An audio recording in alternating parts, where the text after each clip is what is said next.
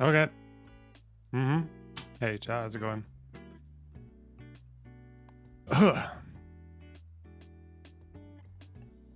Oh, my lights are not even on. What the fuck? Horrible.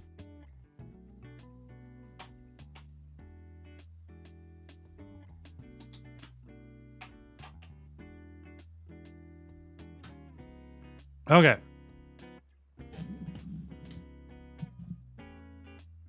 How is everyone doing?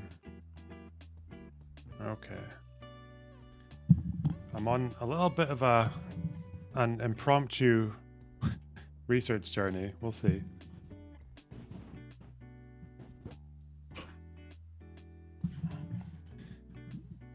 Jamal needs to take a Bauman. Good one. Are you going to cover the Destiny Burgess debate? Why, is that what you guys want? I watched some of it. I just... I was watching it whilst I was playing video games, but I don't think I want to, because it was not enjoyable. Especially after the fucking I don't know, it's like the thing I find really bizarre. There was one kind of trail of questioning that Ben was on that I thought it should have been so clear. When he was saying that he thinks Israel should just give voting rights to everyone from the river to the sea. But then he also says that he can't think of a single Arab or Muslim country where Jews have survived as a minority and been treated equally and not been pogromed or whatever, or expelled or pushed out. But then he kept those two positions at the same time. Just on the off chance that like Palestine would be the one exception, like the Palestinians, the ones who have probably the most reason of any Arab or Muslim group in the world in world history to hate Jews. It's like, what the fuck? And I'm listening to this, I'm like, okay. This is why people call left-wingers anti-Semitic. I can see it now. It's like, this is why they see anti-Semitism. Even though I don't think Ben is anti-Semitic at all. But this is why people see it, because they put these two things together and you're just like, okay, well, what do you want then? So you just kind of want to take this massive fucking gamble with Jewish life and Jewish well-being on the off chance that we have like a historical exception for the first time. Yeah, it's just so mental to me.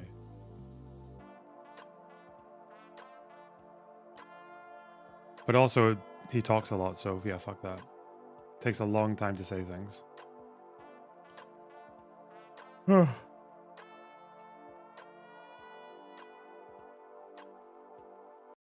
What about a binational confederation? That sounds great.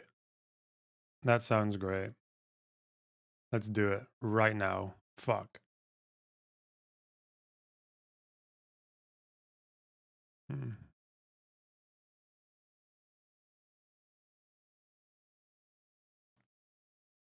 Did he never answer a question fully, or am I regarded? I mean, he kind of answered questions, but not like, I don't know. It's just standard. Like, it's just like standard Western leftist narrative.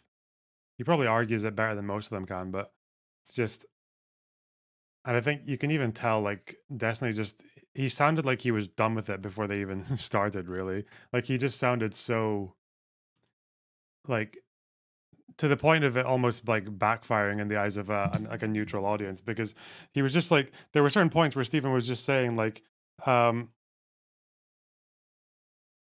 like he was just talking about how like, yeah, people on the left can't have this discussion. It's all fucking stupid. And it's Western brain and all that. Like it's the points where he sometimes wasn't even making arguments. Like I think when he spoke about JDAMs or whatever, he just said, yeah, anyone who talks about like JDAMs or unguided bombs or dumb bombs or whatever, they just don't know what they're talking about. And then he just kind of left it and moved on. It's like, yeah, I think he just kind of gave up on that side of things.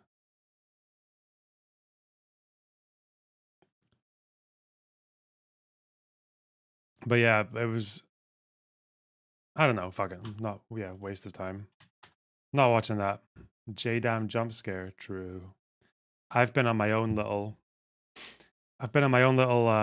journey.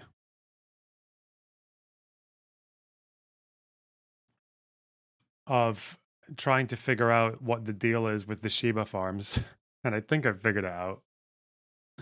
Because I feel like if Israel goes to war with Lebanon, I feel like the Western rationale is going to be that Israel shouldn't be occupying the Sheba farms. And if only they'd given them back, Hezbollah would have no casus belli. I feel like that's where things might go. I've heard that argument made.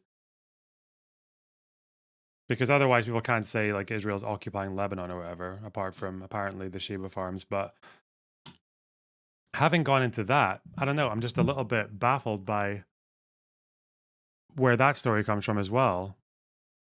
Because I started, okay, this is what I was doing today. Okay, I don't know, don't ask why. I just, I started,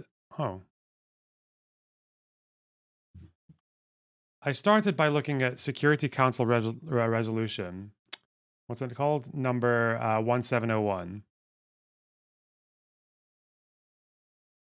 This is where I started. The Security Council resolution that brought the close of the Second Lebanon War, 2006. I just wanted to see what the international community was saying about what they expect from Israel, from Lebanon, from Hezbollah, from Syria. If you're wondering why I mentioned Syria, don't worry, okay? It'll all make sense. So I'm reading through this, and they talk about the need for the end of violence. They talk about sensitivity on the issue of prisoners, the Prime Minister of Lebanon involved, withdrawal to happen at the earliest possible stage. Lebanese armed force to South Lebanon. They want the Israeli army to withdraw behind the blue line. Okay. Keep this thing in mind, the blue line. Okay, that's going to be important. They want the assistance of the UN interim force, UNIFIL, to facilitate Lebanese armed forces going into the southern region. They talk for cessation of hostilities, in particular, the immediate cessation by Hezbollah and the cessation of Israel by offensive military operations. They want the government of Lebanon to deploy their forces in the south. They talk about the extension of the control. This is important as well. The extension of control. Jews lived in peace in Arab countries before Israel was created. Yeah, as second-class citizens, Ila, and not really in peace. They lived in peace as second-class citizens, locked out of half of society, when they weren't being occasionally massacred and pogromed. But yeah, otherwise, that's all very true. Yeah. The fuck are you talking about? Why do you think? Why do you think the first opportunity every Middle Eastern Jew had to leave, they left? Why? Anyway, sorry. Let's not get distracted.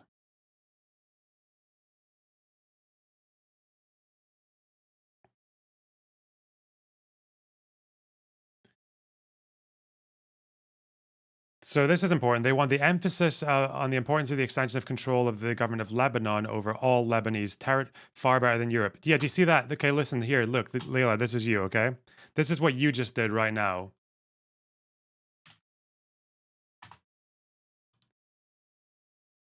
This is actual footage of you sitting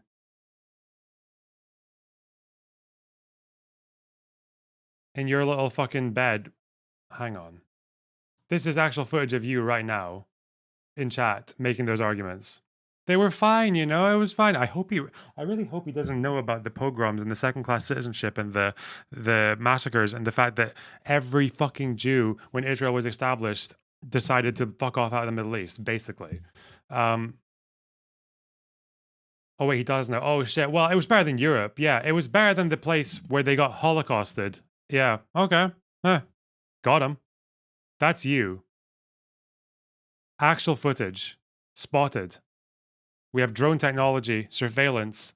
I'm watching you right now. Stop. Drop it.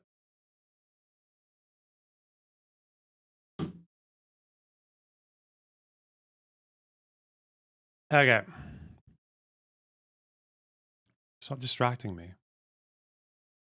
Please.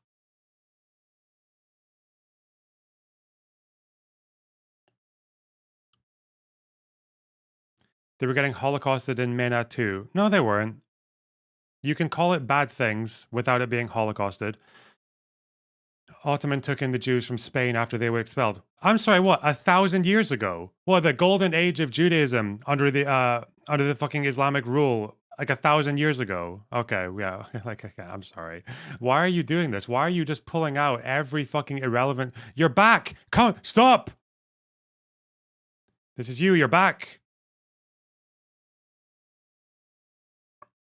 It's like I just love it. Like people, these apologists for fucking Ottoman rule, they do this for it's the Holy Trinity. First of all, it was all fine. They lived in peace. You know, it was great, fucking banging. Then, if it turns out that someone actually knows that's not true, well, it's not as bad as Europe. Not as bad as Europe. Yeah, okay. All right. But then also Jewish Golden Age under the Iberian Peninsula. Okay, like just stop. Fuck me. What else is there? There were Nazi labor camps in North Africa. All the anti-Semitism in the Arab world currently is because of the actions of Israel. You're so fucking retarded. I don't understand. How does that make sense if they were anti-Semitic before Israel? What the fuck?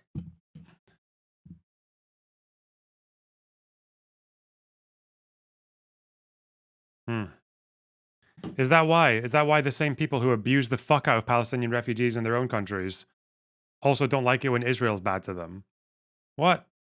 You're not making any sense at all. Ilya, you're not making any sense at all. You've completely pivoted from the idea that Jews had any fucking semblance of a good life in the Middle East before the establishment of Israel. You're completely off of that, and now it's just pivoting to what? Like anti-Semitism is only in the Middle East because what? Because it's Israel's fault. Okay. Well, in that case, the only reason Israelis hate Arabs is because of the actions of the Arab world and the Arab leaders.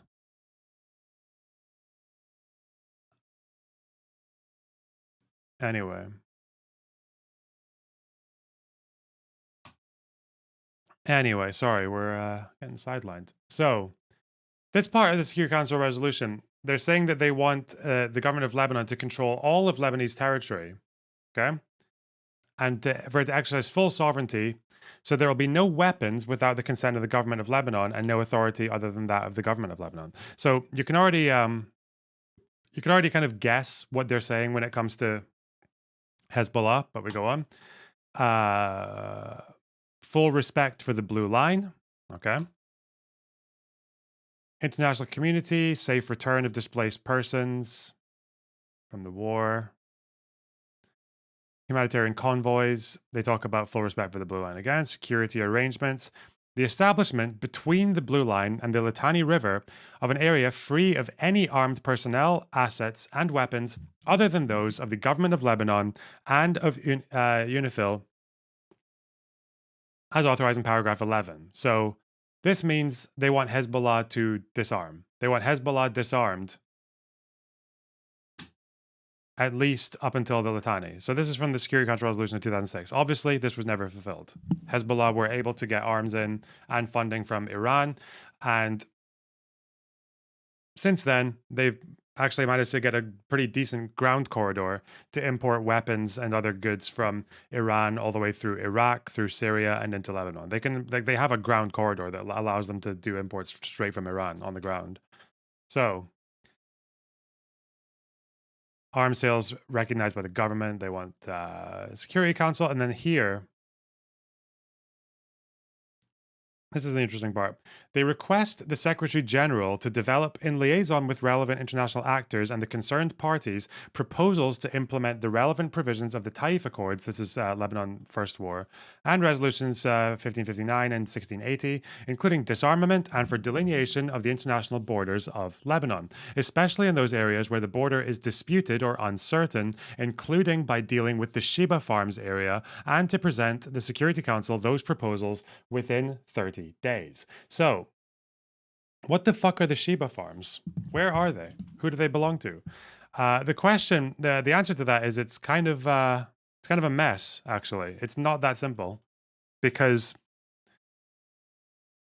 this resolution here, the Security Council resolution in the 06 war, is basically asking for Israel to go behind the blue line, which they've done. Israel is no longer deployed militarily across the blue line. The blue line's not a border, though. It's not. It's not an agreed border. There are parts of this territory that don't actually have a solidly agreed border.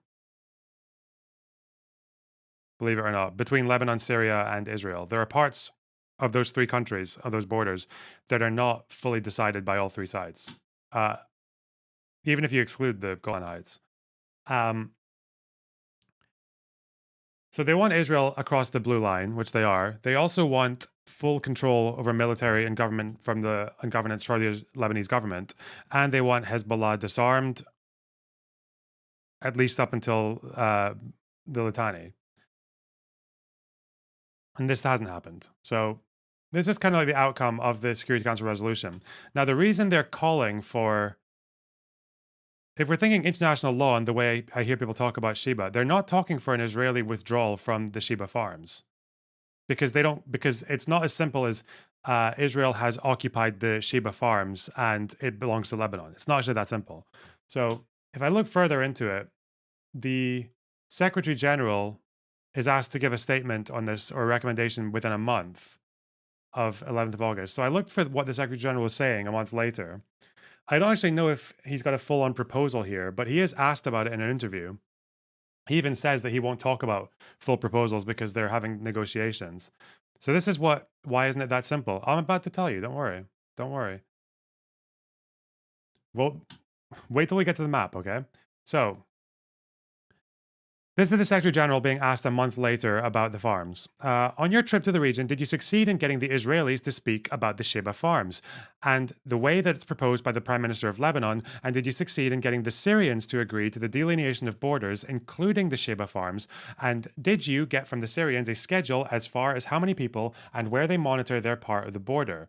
And finally, are you worried about the resumption of assassination attempts in Lebanon, particularly with the investigation into the assassination of former Prime Minister Hariri?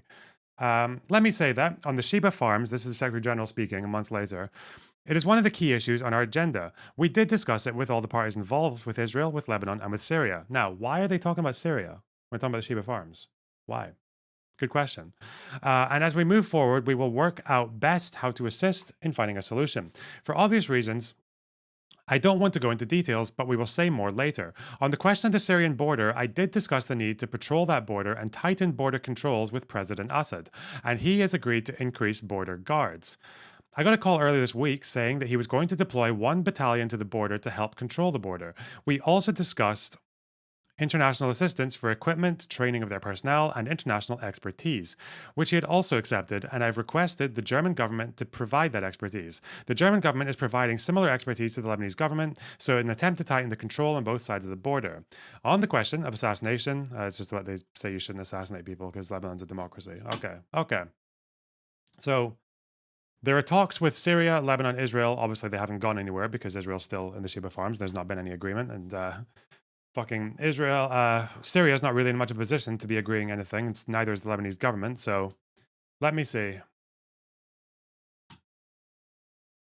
So now I'm like, why is Syria being mentioned in negotiations on the Sheba farms? This is where you get into a slightly murky territory. Let's find a good map. The map will probably explain a good bit of it.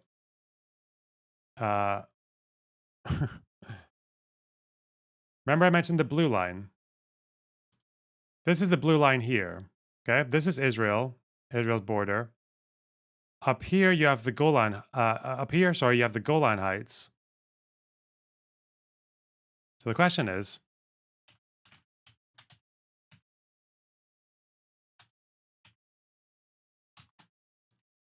Sheba Farms map.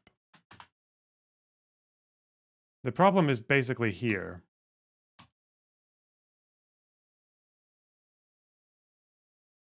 So you have the occupied Golan Heights, you have the Sheba Farms, and then you have the blue line here. So this looks like the Sheba Farms aren't even in Lebanon. Looks like they're part of the occupied Golan Heights in Syria. Now, there is a town across this line called Sheba, which is Lebanese, like de facto, de jure, whatever. No one disagrees. But this is like a bit of farmland. I think it consists of 14 farms. I think they're abandoned now. 14 farms and about 25 square kilometers. So now the question is, why are we talking about Syria, Lebanon, and Israel when we talk about sovereignty over Sheba?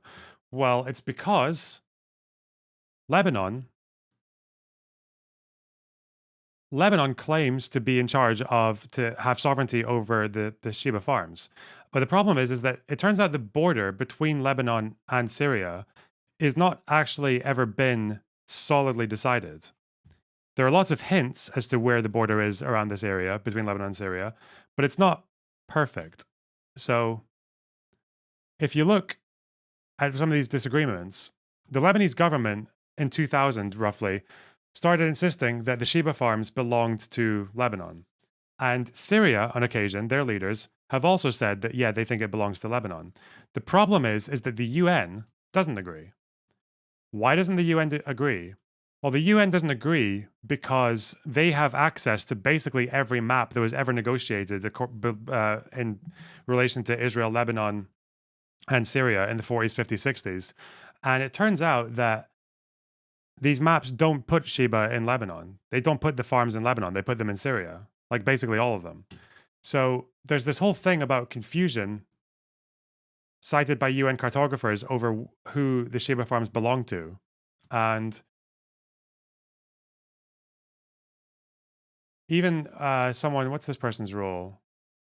This is from, who's this guy? Secretary General to the Security Council, 2004. Okay. This is it Larson? I think this is. Report of the Secretary General to the Security Council. Okay. This is what they have to say about it, 2004. Many Lebanese continue to maintain that Hezbollah, fuck me, is in fact not a militia but a legitimate resistance movement fighting for the liberation of the Sheba Farms area from Israeli occupation. Because in 2000 to 2006, this is why Hezbollah claimed to be fighting. They claimed to be fighting with Israel because they want the farms back. All right. As well as other things, anyway. The interpretation of the status of the Sheba Farms, as I've repeatedly outlined not only in my previous reports on the implementation of Resolution 1559, but also elsewhere, continues to stand in stark contrast to the position of the United Nations. I confirmed in my reports to the Security Council of June 16, 2000, that Israel had fulfilled as of that date the requirements of Security Council Resolutions 425 and 426, that it withdraw its forces from all Lebanese territory. The Council endorsed this conclusion in the statement of its president as of June 18th, 2000. So here, the UN are confirming that in 2000, Israel withdrew from all Lebanese territory. Okay? That's what they're saying. But Lebanon are saying, no, they didn't leave the Sheba farms, and that's ours. Fuck you. So, there's a disagreement. Both the Council and I have repeatedly stated the position that the Sheba Farms area is not part of Lebanon. Therefore, any Lebanese resistance to liberate the area from continued Israeli occupation cannot be considered legitimate. In addition, even if the Lebanese claim to the Sheba Farms were legitimate, it would be the responsibility of the government of Lebanon only to address this claim in conformity with international law and relevant Security Council resolutions, like the one they talk about in 2006, where they want a negotiation between the Lebanese government, Israel, and Syria, not Hezbollah, because Hezbollah are not recognized as a legitimate government.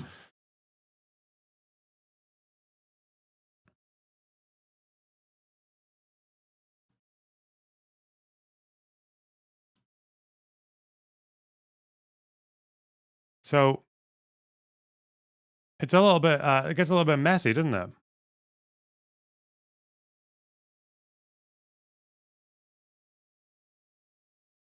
And this is more or less the state that we're in to this day. There's a whole story here about it, about the maps. So we've got here.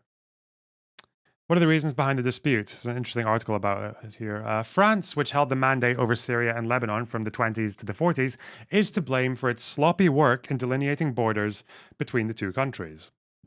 We can blame the French. That's partly true, yeah. Despite the French locating the Sheba farms within Syrian territory, residents continued to be considered as Lebanese. They paid taxes to Lebanon and continued all their legal and administrative affairs in Lebanese, Hasbaya and Marjayoun, rather than in Quneitra, the contiguous Syrian regional capital, Mr. Kaufman highlighted. According to him, the French noticed this and suggested amending the maps to reflect the reality on the ground, but nothing was ever done. After both countries became independent in the 1940s, Syria was reluctant to solve the many border issues, as that would mean recognizing that its small neighbor was a sovereign state, something which Syria was loath to do. Yeah, Syria didn't want to do this in the 40s because the Syrian position was, especially because of the Sunni population, I think, in the Bekaa Valley, the Syrians didn't want to recognize Lebanon at the time because Syria has an interest in Lebanon. Um, That's why they've invaded Lebanon in the past. They've occupied Lebanon. They occupied Lebanon until 2005, at least in part. Anyway, in the early 50s, Syria took control over the region surrounding the Sheba farms, imposing a de facto reality on what previously was no more than imperfectly drawn French maps, writes Mr. Kaufman. Lebanese farmers of the Sheba farms continued to have access to their land despite Syrian presence. That ended with Israel's occupation of the Golan Heights in 1967. Mr. Kaufman points out that the responsibility for this ambiguity also lies with the Lebanese government, who should have imposed its sovereignty on what they deemed to be the country's entire territory when it claimed independence. But today, the issue has become part of a bigger, intractable issue. The Sheba Farms conflict is a symptom of the Arab-Israeli conflict, writes Mr. Kaufman. Petty issues such as the Sheba Farms conflict can only be resolved if Israel and Syria strike a peace deal. And then we have a Reuters article from 2007. Where is that one?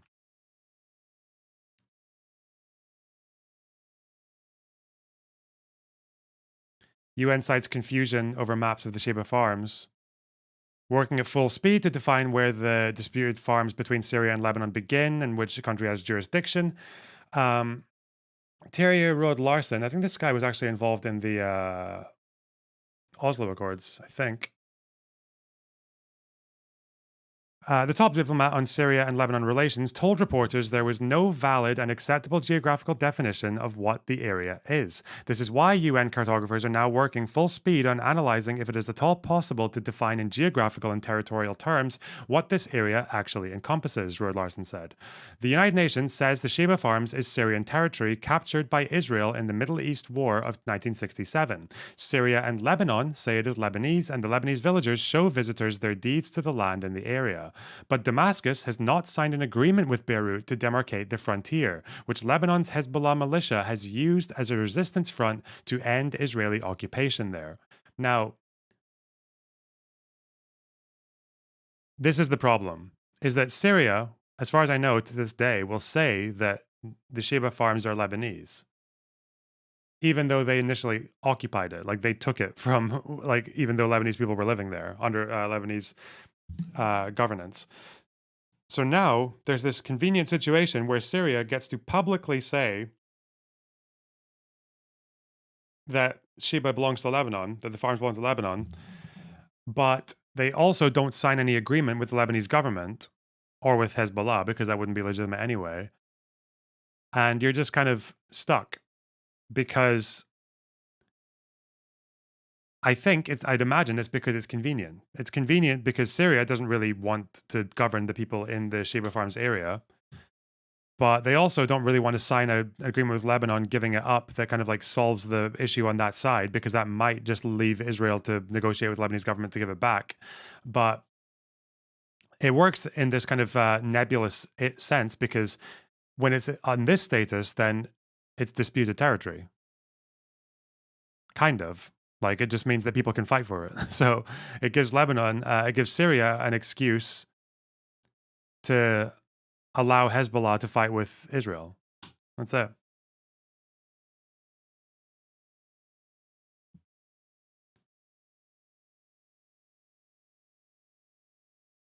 Okay. However, the UN Security Council resolution in August that imposed a ceasefire on the Hezbollah-Israeli war asks Syria to sign with Lebanon a clear border agreement. Beirut has proposed that the Sheba farms should temporarily become an enclave controlled by UN peacekeepers until a border agreement is reached. If we're going to ask, hypothetically, Israel to withdraw from this country, we have to know what it is, Rod Larsen said. The Sheba farms area is about 15 square miles. In September, Israeli Prime Minister Ehud Olmert said Israel would be willing to discuss the status of the Sheba farms, but only if Lebanon disarms Hezbollah. Olmert made the remarks during talks with visiting Russian Foreign Minister Sergei Lavrov, his office said. Rod Larsen said he had no date to complete the work, as the United Nations had to analyze and translate hundreds of pages of documents received from Lebanon. In May 2000, when Israel withdrew from South Lebanon, Hezbollah, followed by the Lebanese government, declared that the Sheba farms are Lebanese and demanded Israeli withdrawal from them. The United Nations, studying dozens of colonial maps, concluded that the Israeli withdrawal was complete. The origin of the dispute dates back to the French colonial period. France drew maps of the shared border but used old data and did not send out surveillance teams. Well, so basically, the French, the Syrian government, and Hezbollah are being a bit are misbehaved. That's probably where we are now when it comes to these farms. Israel misbehaved as well by annexing the Golan Heights. The only person who hasn't done anything wrong in this situation, I think, is the UN. Like, ironic.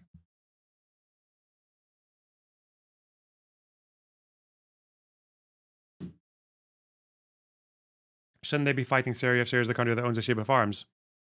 Yeah, but Syria doesn't claim to. Syria doesn't claim to have the Sheba farms anymore. Syria's public statement now is that the Sheba farms belong to Lebanon, but they can't give it up to Lebanon because it's in the Golan Heights, which is annexed by Israel, and there's also not been a formal agreement between the three sides. And it also, the Sheba farms wouldn't get turned over to the Lebanese government; they'd be turned over to Hezbollah. So, yeah, that's what I learned about the Sheba farms. So, if anyone ever brings this up, it is an incredible red herring to say that this is the reason Hezbollah fights with Israel.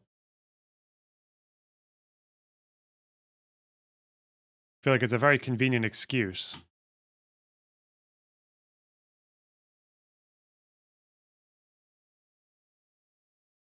Anyway, I'll probably read a bit more just in case I missed anything, but apparently there are whole fucking papers here. Who owns the Sheba Farms? Fuck. 2002. Wonder how long it is. I was wondering where all this was headed. I don't know. I've always heard about the Sheba Farms. I've just never known anything about them.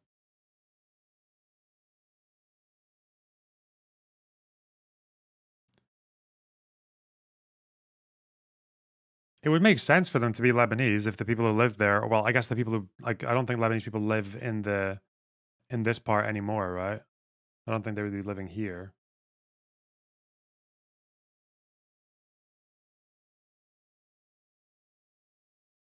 If Syria and Lebanon did sign a formal agreement, do you think that would change things? I don't think Israel would have a legal claim to the land either way, generally.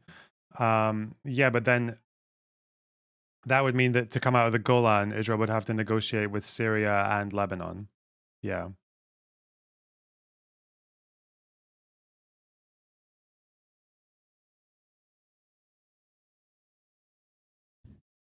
And I don't think Bashar al Assad is in any kind of position to be holding negotiations right now, nor is the Lebanese government. So it's kind of difficult, especially since all these areas are very significant military vantage points. Like they're important. They're strategically important. So I don't know why Israel would give it up, like without consulting with the Syrians or the Lebanese first. And since they can't consult with the Lebanese and the Syrians, they have a pretty good excuse as well. So Hezbollah hates Jews because of 50. It's not even 50 square kilometers. It's like 20. It's less. It's less than 25 square kilometers. Actually, if you want to be accurate. Isn't that interesting though? We learned all that just in a morning and an early afternoon. The fuck. There's also an article here that's a bit more partisan, but Jews were not second-class citizens in the Arab world. Okay, dude.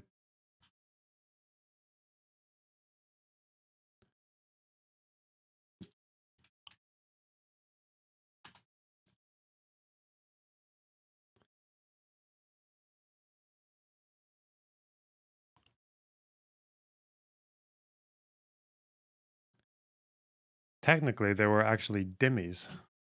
It's completely different. Do we know how the people that live in the Golan feel about going back to Israel? I know they have a high Druze population.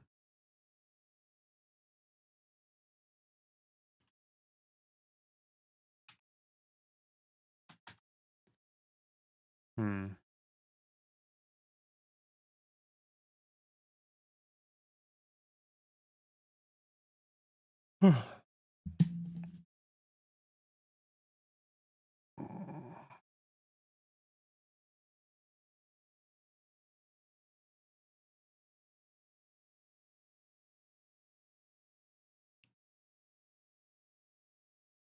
Okay.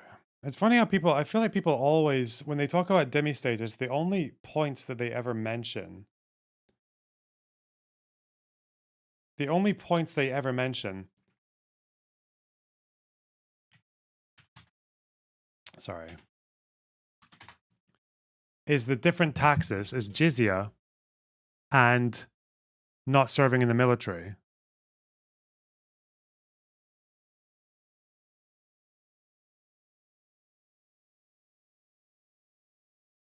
I feel like there's probably more to it than that, no? Maybe I'll ask before I say, just to test the water.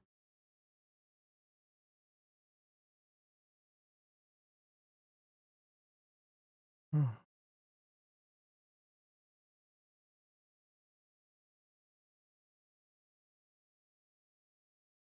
Hmm.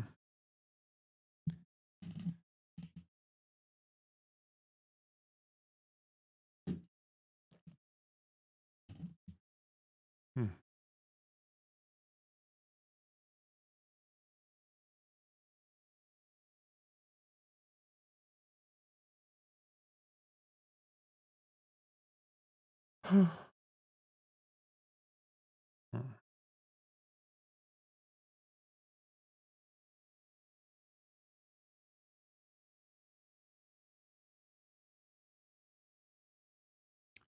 Social and symbolic restrictions. Hmm.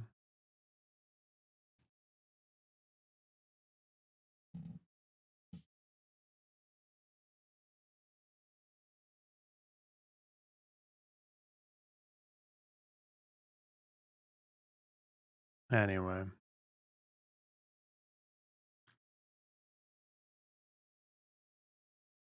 Hassan agrees with me as well. Oh, as long as Hassan agrees with you. What I haven't read that much about demi status. What has Hassan read about the demi status in the Ottoman Empire?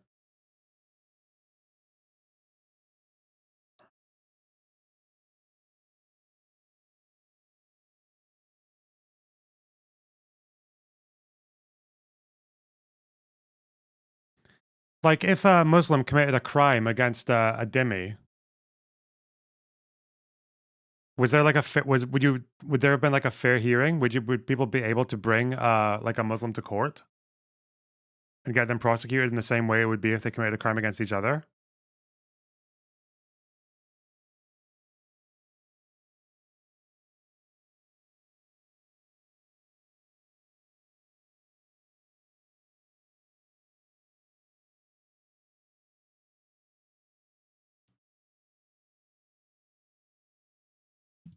Just one example. Why won't you read about it? Big one thing at a time. They were most likely let off the hook. I mean, that's what I thought because like people committed crimes against Jews quite a lot in the Ottoman Empire. There were lots of like massacres and murders and pogroms and things like that. Um, Hang on, did you see that wacky Substack article that Hassan was reading about October 7th, implying that Israel provoked it? Oh, the 9/11 thing, yeah. Cap. Oh, so you don't. Okay, so you don't know either. The guy. That's fine.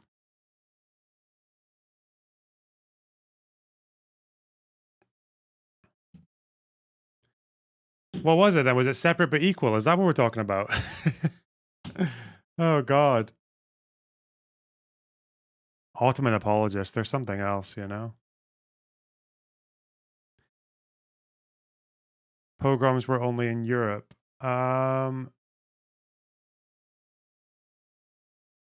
Depending on how you define a pogrom, that is absolutely not true.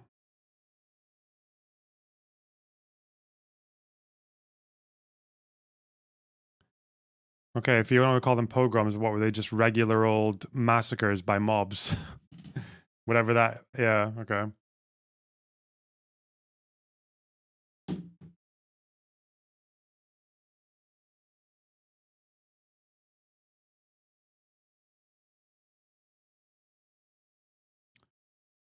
Hmm. What's this paper?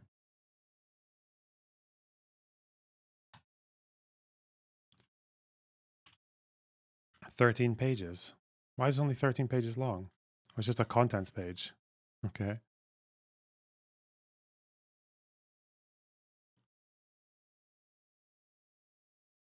What's the difference between a pogrom and a lynching? Pogrom is usually like a big group of people. I imagine it's a big group of people rioting, destroying property, and then multiple victims.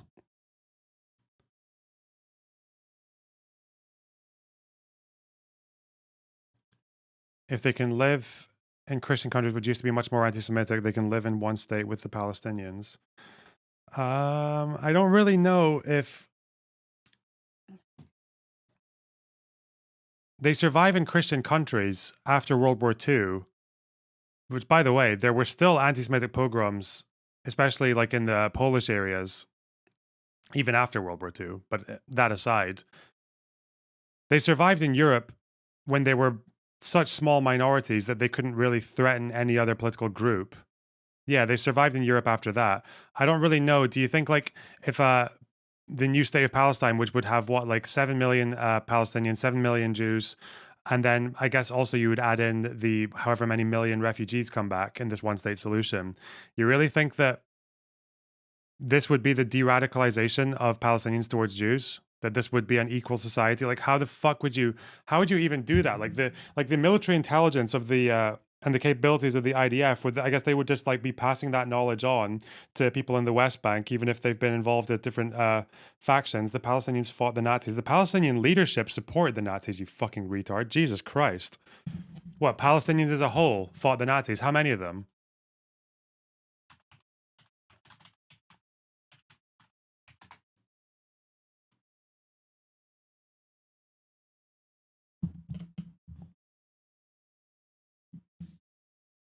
How many people did Al Husseini manage to conscript from fucking uh, from the Balkans to join the SS?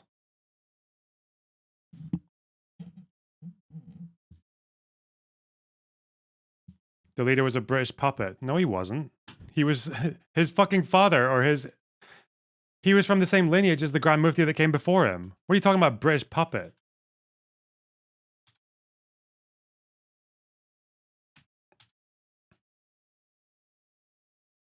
How is a British puppet able to be the guy who was able to incite the Arab revolt, who was able to incite the Nabi Musa riots, who was able to fucking gather the ALA together for the fucking 48, even though after his entire like military capabilities have been like severely damaged by the UK? How? Congratulations on the new gig. Sorry, I don't know why I'm fighting with a fucking whatever. Hassan said they fought the Nazis.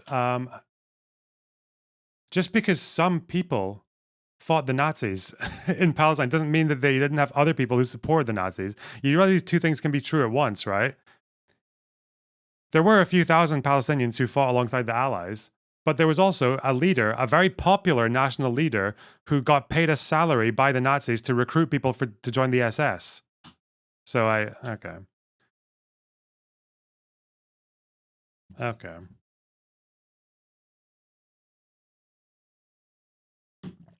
People always use this line that Al Husseini was appointed by the British. What they don't say is why was he appointed by the British? They appointed him in part to appease the Palestinian national movement.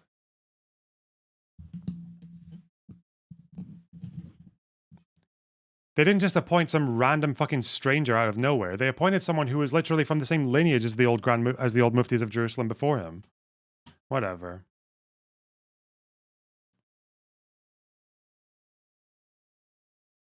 I do think he used to say it.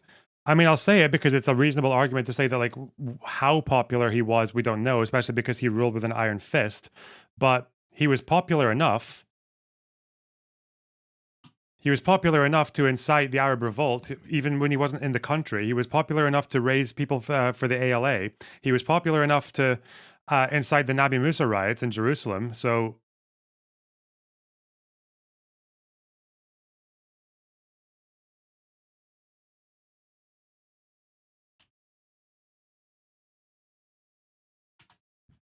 hmm,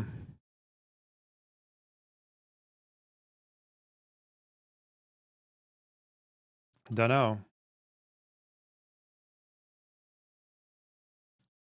Are we in debate territory? Is that what's happening? Who knows? I'll go in Discord if anyone wants to join. Like, fuck.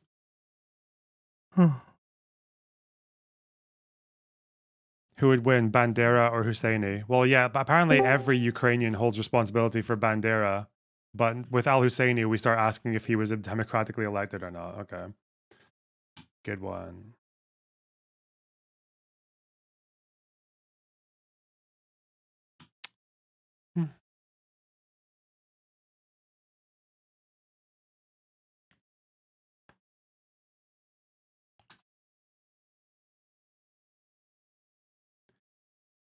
Compare how Jews were treated under Muslims. I don't know why. Why are you doing this? You're doing the same thing that the other person did. Why do people keep on bringing up this period from like 1,000 years ago with Muslim rule in fucking Spain? Why do they do this?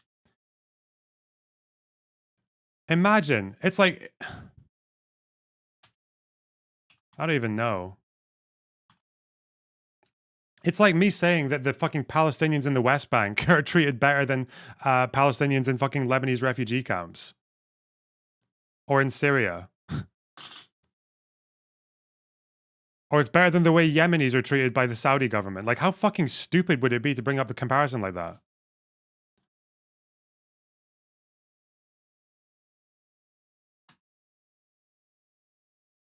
You don't get to say a thing is fine just because it was worse somewhere else. It's like the most basic fucking logical reasoning. Yeah,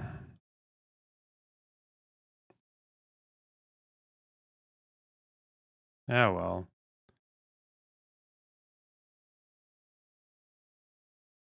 But it's good though. It's good. It's good. Like we're kind of just like arming the reverse Zionist arguments with everything you guys are saying. Pogroms were rare under the Ottomans. I'm not saying they weren't. They were obviously a lot more rare than they were in Europe. But you said there. First of all, you said there weren't pogroms. Now you're saying they were rare. So there's a little bit of a shift. I'm just saying, if Israel gave fucking people in the West Bank dhimmi status, locked them out of like governance, and subjected them to a bunch of arbitrary rules and different court systems, which they have now, you'd call it apartheid. So why is it not apartheid when the fucking Ottomans do it? You fucking moron! Jesus. Ay, ay, ay.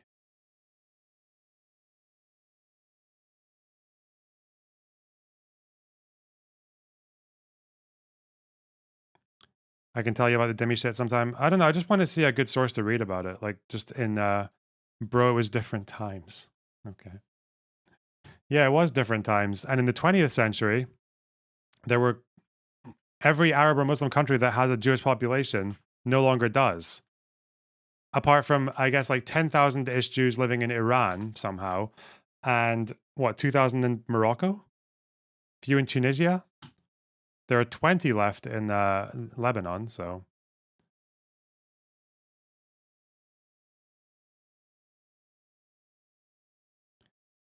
That's because of the Zionist actions. Okay, so the guy, thank you for describing anti-Semitism to me. Yes, thank you for describing a situation where Jewish people in Israel, Palestine do something, and then Jews in Iraq, Syria, Lebanon, Libya,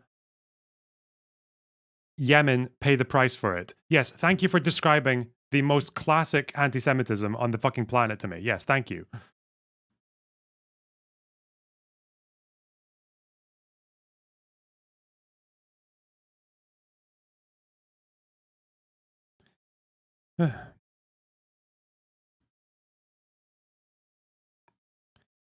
There are 14K in Turkey. Okay. I know 9K in Iran. What do you mean spread this point? Okay, there's like what, 3 more countries that have more than a few thousand. Okay. I'm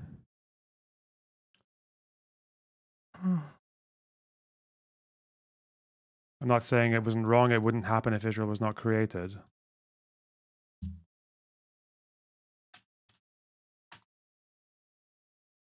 So you agree with me? So you agree with me that that the Arab and Muslim world continued to retain anti-Semitism into the 20th century?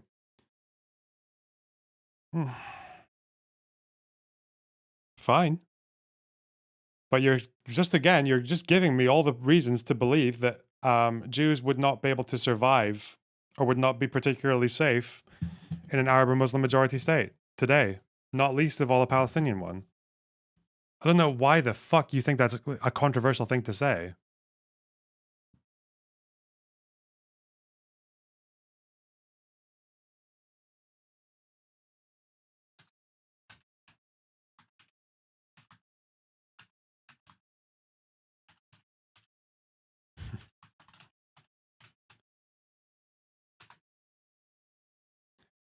Okay. Zionist box, lol. That's a really strong argument there, Simbia Ibn Tupac. Again, you can come into Discord if you think you have any good arguments, because right now you guys in chat are giving me absolutely fucking nothing. Casual Islamophobia. Where's my frequent casual Islamophobia? I probably make like 90 times more fucking Jew jokes than I make Muslim jokes, but okay. It's just that you guys think it's Islamophobic to say that the Islamic world right now is very anti-Semitic. You think that's an Islamophobic statement. Like that's the problem. Is when I just describe things that are true, like your fucking Western brains can't handle it, and you think it's Islamophobic.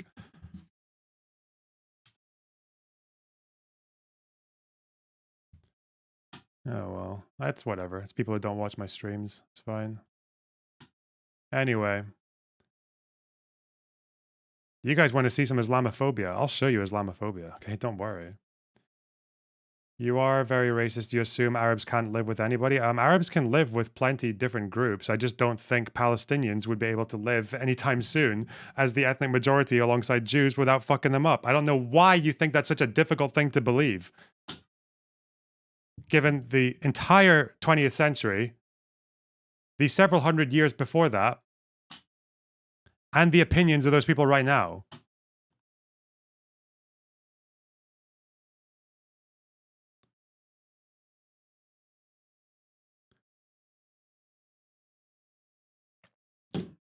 Because they would be the first. Can you admit that? Sorry, all three of you, actually. Fucking Simba, Tupac, the other fucking moron, and what's the other person's name? Name with G. You realize that if Palestinians become the majority from the river to the sea, they would be the first Arab majority nation of this century and the last, and the one before that, and the one before that, to treat their Jewish minority fairly. Yeah, the guy then. Can you tell me that? Can you tell me? That if that happened, Palestinians would be the first. Even though Palestinians probably have more of a justified reason to be anti-Semitic than any other fucking Arab or Muslim group.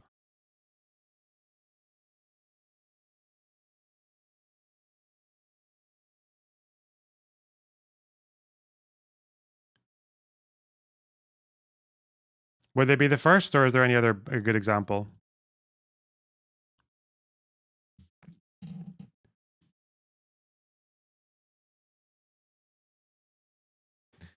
Anyway. Gem, thanks for the $1.99. Jews were treated very good in Morocco. Okay. Lornabox, look up the Pokemon Arabic conspiracy.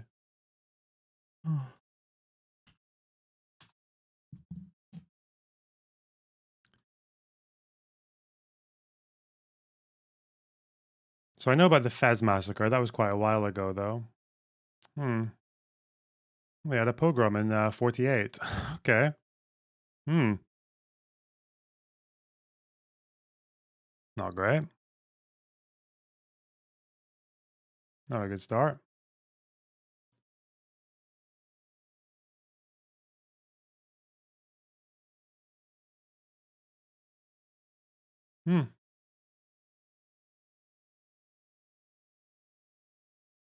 It's like 47 killed, right? One Frenchman. Damn.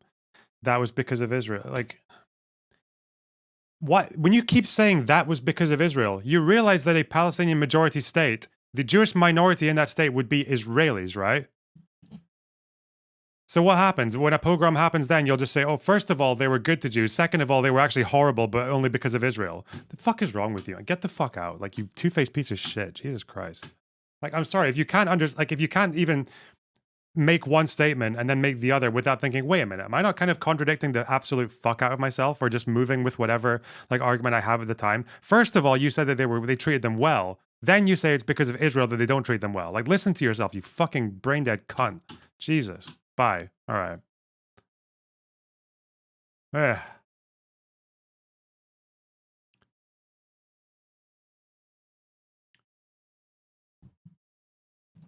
And that's a long ways away from Israel as well. Those Jews had nothing to do with. Those Jews had absolutely nothing to do with Israel.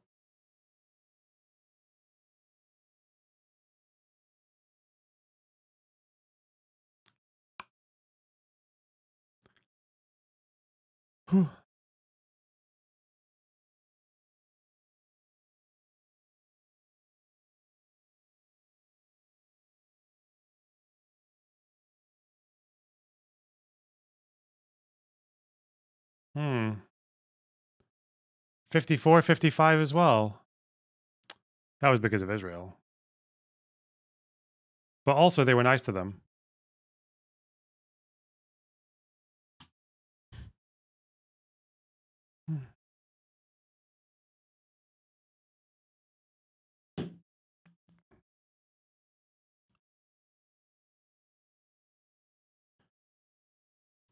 You imply they hate them for being Jews, while there might be some of them, absolute majority, just oppose the oppression and therefore wouldn't support oppressing Jews if they became the majority. See, what you did just there is you are downplaying the impacts of oppression. Like, I want people to understand that that's what you're doing.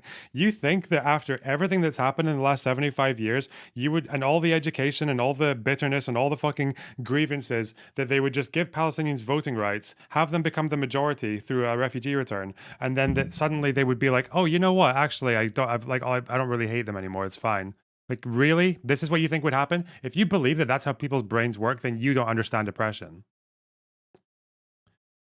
You also have no explanation for why these anti Semitic sentiments in those populations existed before the oppression and why they continue. It also doesn't explain why, when Jews were the minority in the rest of the Middle East, even when they had nothing to do with Israel's actions, they bore the brunt of it anyway.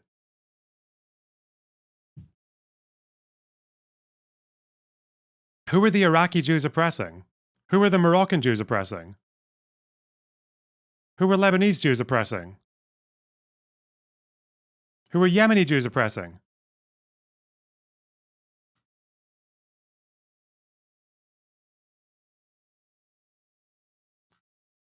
Eh.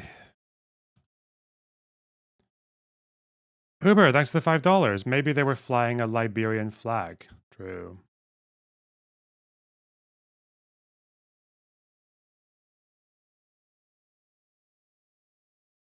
Kurds. True. Everyone oppresses the Kurds, though.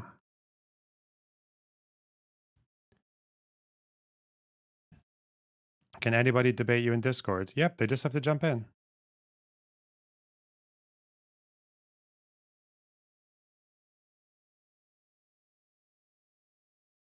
Doesn't Iran treat Jews fine as long as they're not Zionists publicly?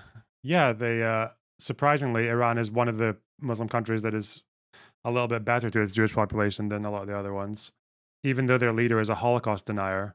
But it is also, again, it's like fair treatment on the grounds that you don't have free speech. Yeah.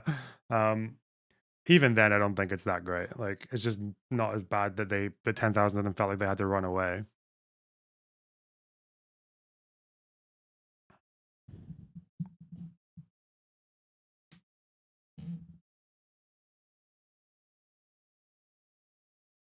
Hmm. But even then, it would be the same thing as like, it's like a low bar. Because I don't think that they're, I don't think that for example, if it was something like, if the way that Jews were treated in Iran was how Arabs were treated in Israel, people would call it apartheid. So it's like, it's one of those things where it's just still bad, but not as bad as a bunch of the other ones. Matthew Faustini, thanks for the tier 3 sub. I've learned most leftists are unable to do any kind of dialectic on this issue. Watching socialists failed so hard at dialectical materialism is quite funny. Thanks. I don't really know what this has to do with dialectical materialism, but thank you very much, though. I appreciate it. I don't know that connection. Couldn't tell you. Who the fuck is this? Huh. Then I need to watch the Kedar shit if you guys want to see what a real Islamophobe looks like. Okay.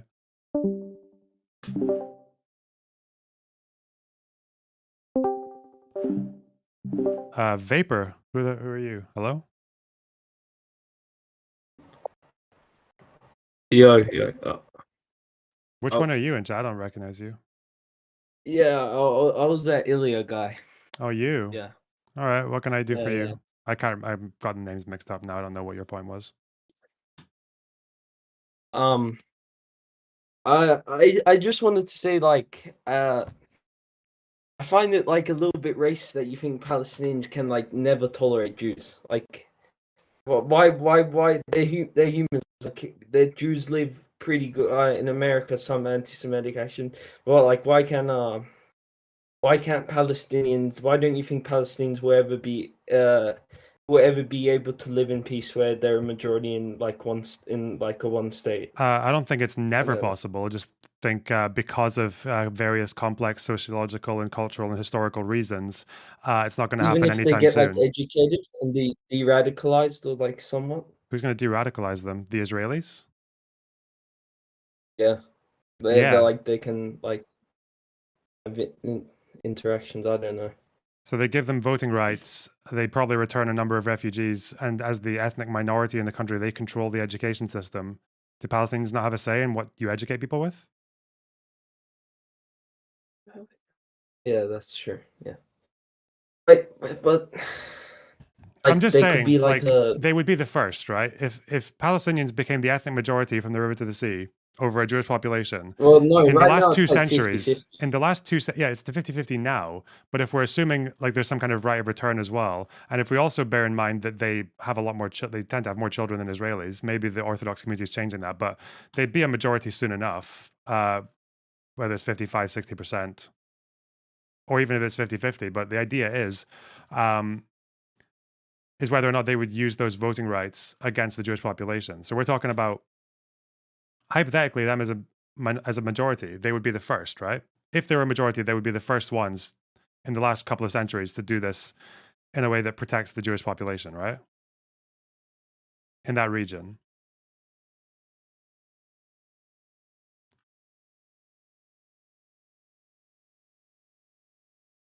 Or are we going back to the 50-50 argument? What? He's still there?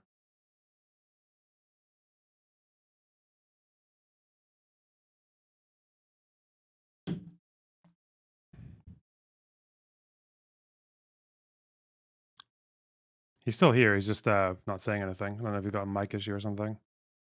Can't hear you. Okay, if you get it working, and I'll drag you back.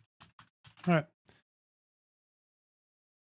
I told them I'll drag them back if they get their mic working again. Okay, that was quick.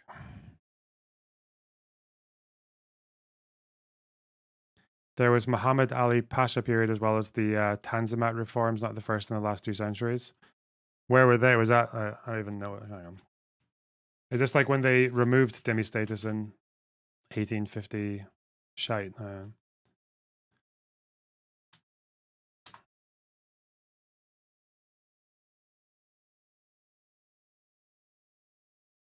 No, this is Ottoman reforms. Yeah.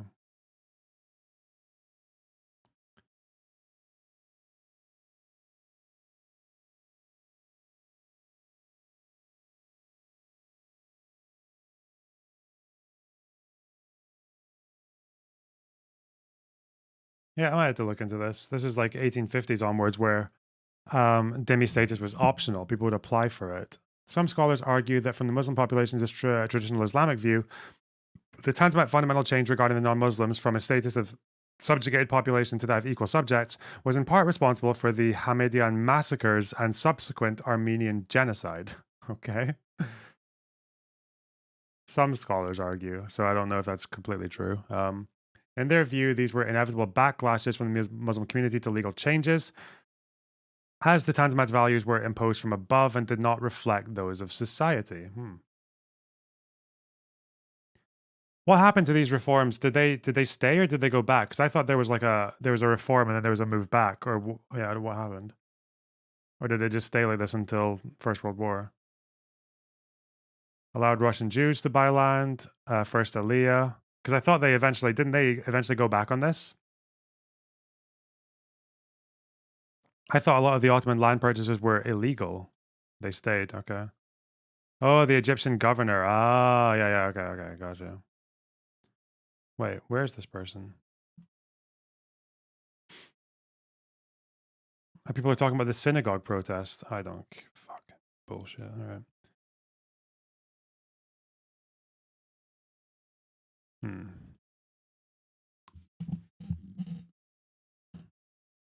Anyway, whatever.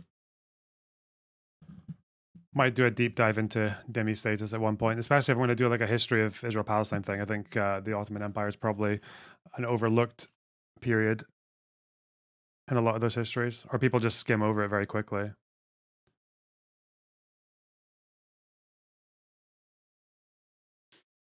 Wow. All right. Now, if we're talking about Islamophobes,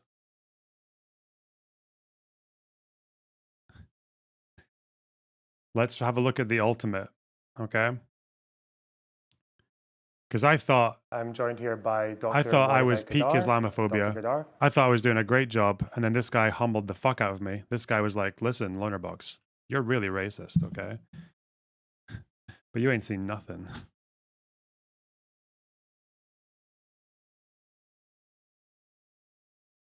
To come. So we exterminated them in 1941, started this final solution. If Britain, now, the United States didn't have any commitment, Cuba didn't have any commitment, Canada didn't have commitment, but Britain did have a commitment by the mandate to allow mass migration of Jews to their homeland. And they betrayed us. And somehow the British succeeded to sneak out from the infamous list of nations which cooperated with Hitler. They are responsible. I'm not trying to reduce the responsibility of Hitler for the Holocaust. 6 million Jews were exterminated. But without the British blockade on this country, the Holocaust was not in such a magnitude as it was. Yeah, well, I'm Scottish, so I've no problem blaming British people for things. No, they betrayed us because of their accounts with the Arabs. Yeah, I was going to say, so do you? Because I imagine with what you said about San Remo guaranteeing all of the river to the sea to Israel. Well, this is about what are the time jumps here? 10 seconds. This is to do with San Remo. Jihad. Okay. Oh, is this the immigration stuff? Zoom out. Join the. What did you, or an advisor to? Oh, here it is. Here it is. Okay. He has the original copy of the San Remo decision. Were you nervous in this interview? Not really nervous. Autistic. Yeah, sure. Maybe a bit. Jacques Gauthier. Look for the man. Yeah, I read San Remo once. I guess the problem was I just found it it's like there's a lot of ambiguity, right? That's why there was confusion about what happens to Jordan afterwards, because it's not really mentioned in San Remo, but the British thought it included it because of Sykes-Picot. But yeah, I'll take your word for it. So coming to Europe, I haven't seen you write that much about Muslims and Islam in Europe, but I think you did at one point join, I think you were, was it an assistant director or an advisor to an organization called Stop Islamization of Nations, 2012, 13? It was like 15 years ago. Yeah, what was your role in that organization? Are you still with them, or? Just one of the members of many people who joined the organization ran by Pamela Geller in New York. And look, if you zoom out to see what happens today in the world, especially in Europe, is that this migration jihad. Migration jihad. We're about to go. Okay, guys, we're strapped in.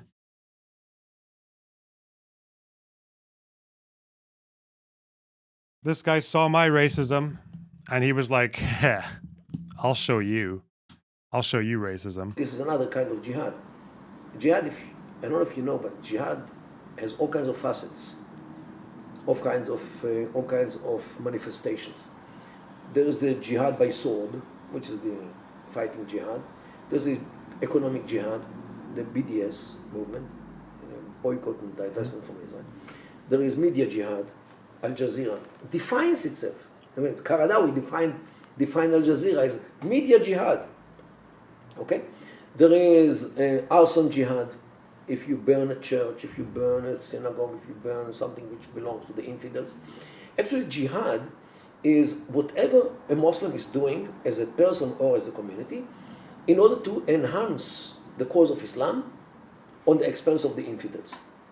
This is the idea of jihad. It could be by sword, it could be by many I'll give you a few immediate problems with this.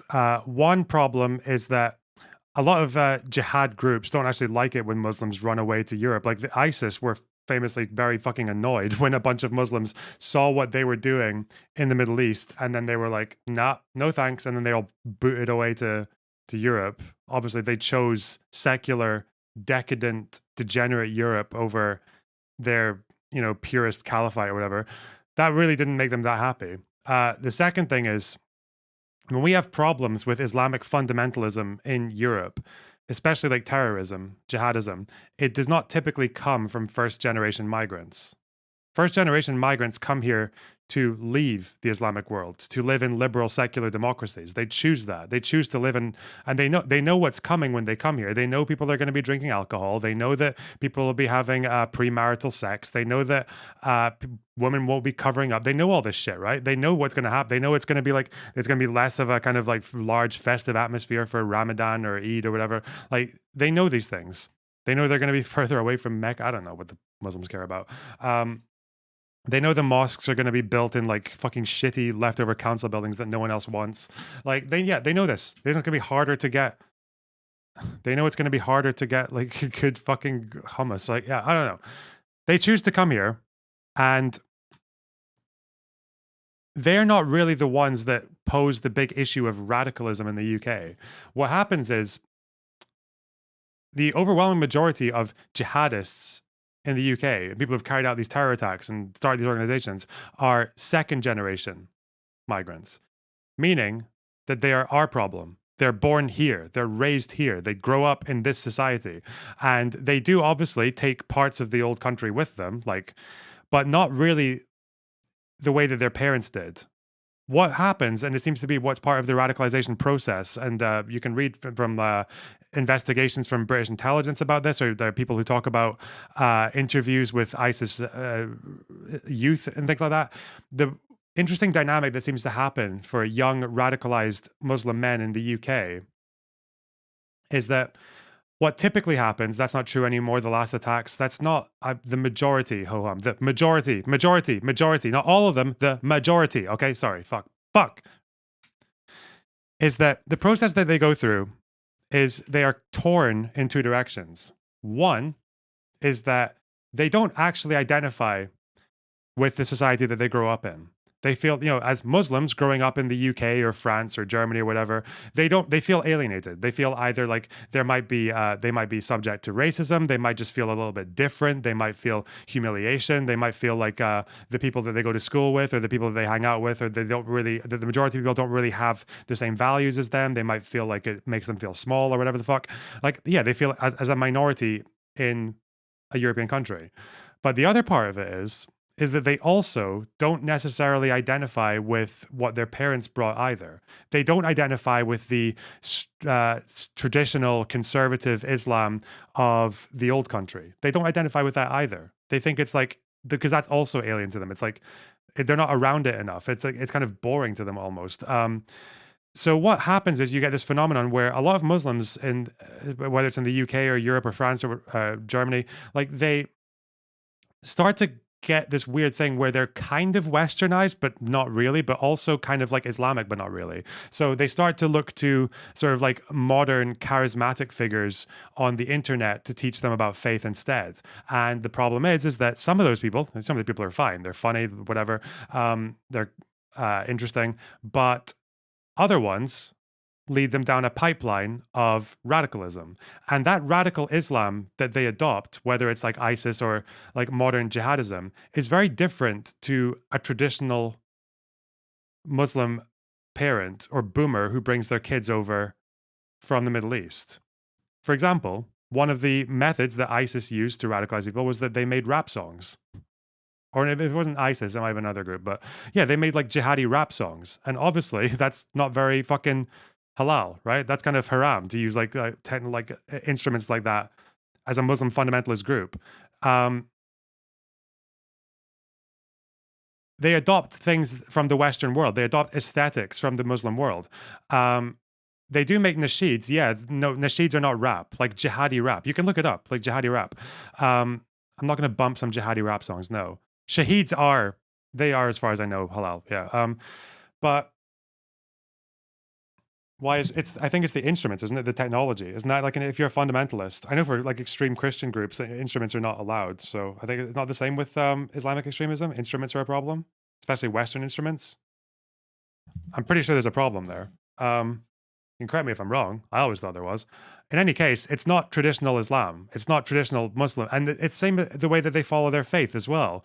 What people have discovered from interviews of people who moved, who maybe left the UK to join ISIS and then came back or got arrested, from interviews with radicalized young Muslims in Europe, one of the things that people find out from talking to them is that they don't actually know that much about Islam. They don't read the Quran regularly. There was one interview from a guy who went to Syria to join ISIS, and he comes back and he's like talking about how surprised he was that he got there and realized that no one else knew how to pray. They didn't know how to do it. So radicalization in Europe for Muslims actually has maybe a bit more in common with the way white supremacists are radicalized in America and Europe. It's to do with emasculation, humiliation. If you look at the story of the guy who led the 9/11 attacks, like the cell leader, not Bin Laden, but the cell leader, he had dreams of becoming, I think, like an architect or an engineer or something, and he was basically, he failed, and he was also bypassed by his two older sisters. So from the Muslim world, you've got a young man who's very who's basically emasculated and humiliated by two women in his family, which is very not good for them. But then there's also that kind of like Western side of he wants like a very he wants a typical like Western success American dream story, but he doesn't get it. The story of the guy who led the 7/7 attacks was initially such a bad Muslim that he was disowned by his family because he married someone who was not who he met in university. He didn't do an arranged thing.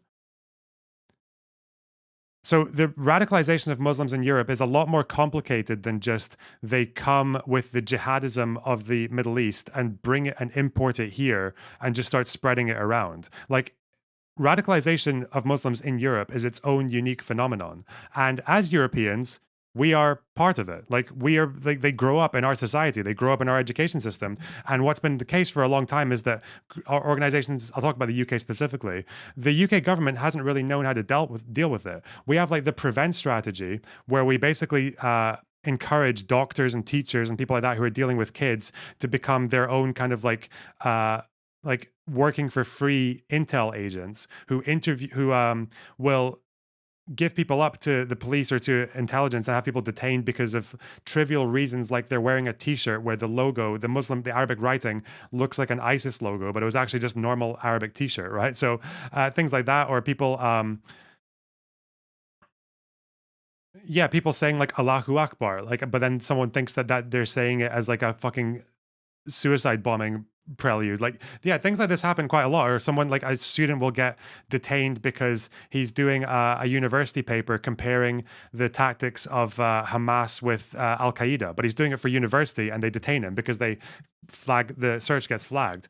The problem is that we don't really deal with it in the best way.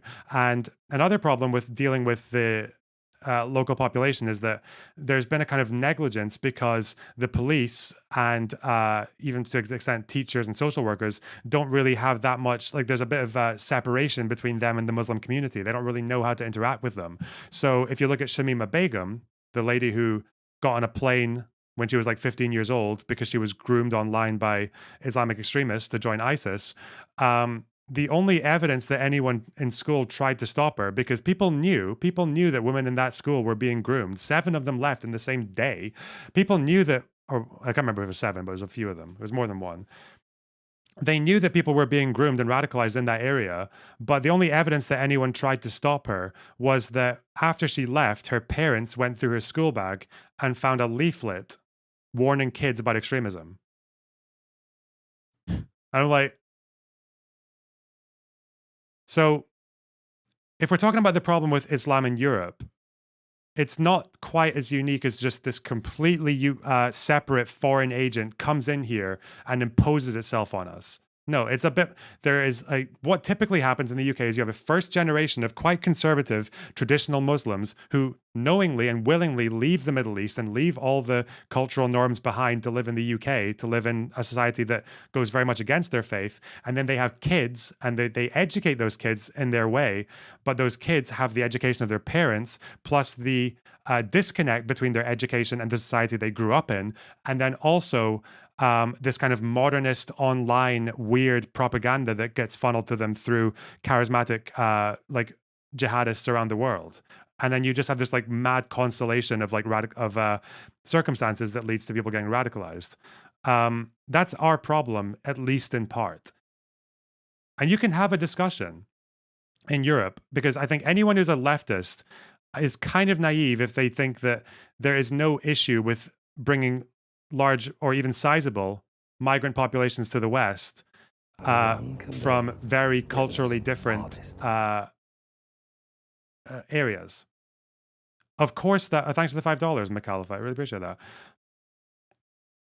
Because the fact is that when you have immigrants coming to Europe, there are cultural differences, like sizable ones, okay? Muslims are not like us. They're quite different, actually, in a lot of ways, in the way that they like to live and all that. And it's probably, it should be acceptable to say that when you have these immigrant populations coming in, there are going to be cultural tensions that should be addressed. And we know this because some countries address them better than others. Some places address them better than others. London did it better than France. London did it better than Paris. Because Paris is a fucking shithole for immigrants. They just said, there's this circle, and then there's this outer circle where all the riffraff goes. And then the problem is that you get these segregated, self-reinforcing, badly policed, underfunded, neglected communities where they basically just get to radicalize each other and get radicalized by their circumstances in a way that doesn't really help anyone, right? Whereas in London, things were a lot more intertwined. You can go to any area in London where there's like really nice part of that area and a really poor part of that area, but at least there's some kind of like communication, and you don't really get the same like level of it. Now, London's not perfect. There are obviously problems with London, but then you could even go to, say, the United States, where there's far less of a problem for Muslim radicalism. The United States, it seems that their problem is coming from white people. Like their radicalization problem comes from their white locals. When it comes to Israel, like Israel has a 20% Muslim population or Arab population, 20%. And those Arabs in Israel actually have more of a reason to be disloyal than any Muslim who comes to Europe. They lived under military rule for between 48 and 66. Even when they were citizens of Israel, they were still under military rule in that period. They had their properties confiscated from them by the Israeli government. They're constantly treated as threats and as outsiders. But again, when it comes to Palestinians who live in Israel, they have 20% of them, 20. And they, October 7th happened and most of them rejected it. Most of them said they had nothing to do with it. Actually, quite a few Arab Israelis rescued people on October 7th. Famous stories about like taxi drivers and people rushing to the scene to save like Jewish festival goers, like Muslim men going to rescue Jewish young women who were like raving and taking drugs and shit, and rescuing them from their fellow Palestinians in Gaza. So if they can have that with a 20% Muslim population, and we're sitting here in the UK being like, oh no. In 2010, Muslims were 4% of the population. Now they're 6.5%. Oh shit. Oh God. Oh no. Fuck. Like, come on. It's quite clear that there are ways to manage this better than others. And that's the discussion that people should have.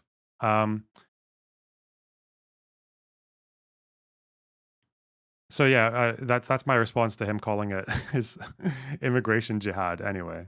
There's my spiel. All right. Many other ways. Migration is one of them. Birth jihad is bring kids to the world. What happens today in Europe is both migration jihad and birth jihad. If you combine both together, you see that this new jihad, new kind, peaceful kind of jihad, are actually flooding Europe. What you see in Sweden, in Mali especially, but in other places as well. What you see in France, what you see in Britain, what you see in Spain, Belgium. You know, there are already many towns, cities with an Islamic majority. What does it mean? And the birth rate? There aren't many, not that I know of, there aren't many towns, and again, maybe it's just being picky, but there aren't many towns where Muslims are the majority in Europe. There would be some plurality areas, yeah, but not majority. Actually, I don't know. Are there what's Muslim majority towns are there, like in Europe? Is Marseille probably quite high? But I don't even know Marseille is not going to be. That's quite a high Muslim population because it's near the coast. In South Spain, Leeds. Why are we saying Spain, the country? What the fuck? There'll be parts. I know there are neighborhoods for sure. Albania. Oh yeah. How about that? Anyway.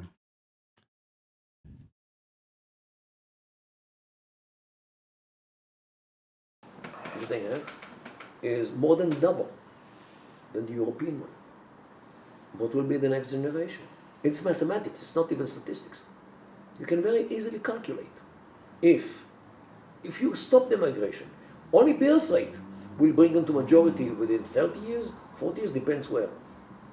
When the birth rate of Europeans is somewhere between 1 and 2 children per woman, closer to 1 than to 2. While the I don't think it's closer to 1, is it? I think it's closer to 2. Wait, UK birth rate. I think it's like 1.8 for non-Muslims. It's 1.5 UK. So this is, okay, this is actually, I'm going to do a lot of correcting here because, again, cards on the table, I was not very combative with this guy. I'm in his house. He's a high-profile guy. It's my first ever in-person interview, okay? I'm just being chill. But if you want all the pushback, we're doing it here, okay? So, yeah, France is still reasonably high. Germany, yeah, it's not reasonably high. It's just more than closer to 1, like he's saying. He's going to do a lot of this. He's going to do a lot of like little things that pile up to make like a problem seem worse. Also, this whole birth rate thing, there's a very simple logical error here. I was 5'2" when I was 10 years old, I think. Now I'm 6. When I was 20, I would reach 6'2". Okay. So I grew a foot in 10 years. I didn't reach 7'2" when I turned 30. I'm really upset. I'm big mad. The point of the analogy, Muslim birth rates are not set in stone in Europe. Like, for a few reasons, they're already on their way down. They're already moving down because birth rates don't correlate completely just with religion. They also correlate with, say, education of women, industrialization of a country, cost of living, cost of raising a child. Having a child in the UK is expensive. Education of women makes people less likely to want to have kids. There's so many reasons that living in the UK or France or Germany or whatever is going to make any person, no matter how conservative their upbringing, less inclined to have a bunch of children. I think there was a fact check on this from Channel 4. Between 2005 and 10, Muslim birth rate in the UK was 3. But I think it's already predicted to fall to 2.5 by 2030. Like, it's on its way down. It's moving in a downward direction. So they will increase in size, but this idea that, like, typically we're probably going to, like, if we grow up in the same country for long enough, we're more or less going to meet up around the same area. Anyway. migrants have 4, 5, thanks to the benefits which they get wherever they are. Why not? when they demand of kinds of things, and you can see the demanding only increasing, to have halal food, to not to allow kids in the school to come with pork sandwiches, to that degree. Muslim birth rates are higher in Israel, though, right? Yeah, but so are the birth rates in Jewish population in Israel. Israel's a very fucking unique country. Okay, I think it's the only it's the highest birth rate for a modern developed country in the world, but I think it might be the only one above like what 2.5. I don't even. Yeah, it's high as fuck. It's like 3 in Israel. Yeah, it's crazy. Lorna, you seem to be defending it on the base that they will eventually have a low TFR. What if they didn't? Is that a problem? That's a really good question. I don't think it necessarily is, no. I think it's only a problem if Muslims have some kind of fucking plan to vote for Islamic rule when they have a higher proportion of the population. That might bother me, but I mean, you could stop immigration now and that would be a problem, right? Like you said. So I would probably, if that was the situation, I'd be like, we got to promote the fuck out of Western democracy. We got to make the Muslims love, we got to make the Muslims love our country. And we can start doing that by not being racist and not, having more protections for them when it comes to hate crimes, et cetera, as well as, education system, blah, blah, blah. Yeah.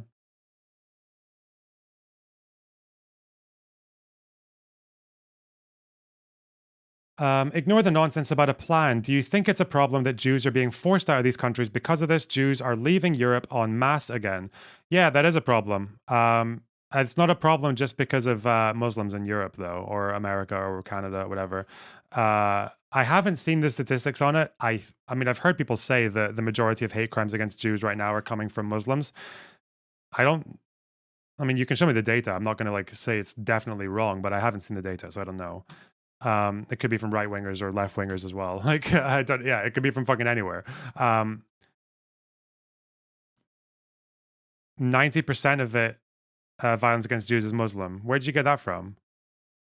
In Europe, America, Canada, where? Anyway, the problem there, though, is that typically left wingers are supposed to be the iron wall. We'll use that language. The iron wall against anti-Semitism or against bigotry in Gaza. True. Fuck me. Yeah.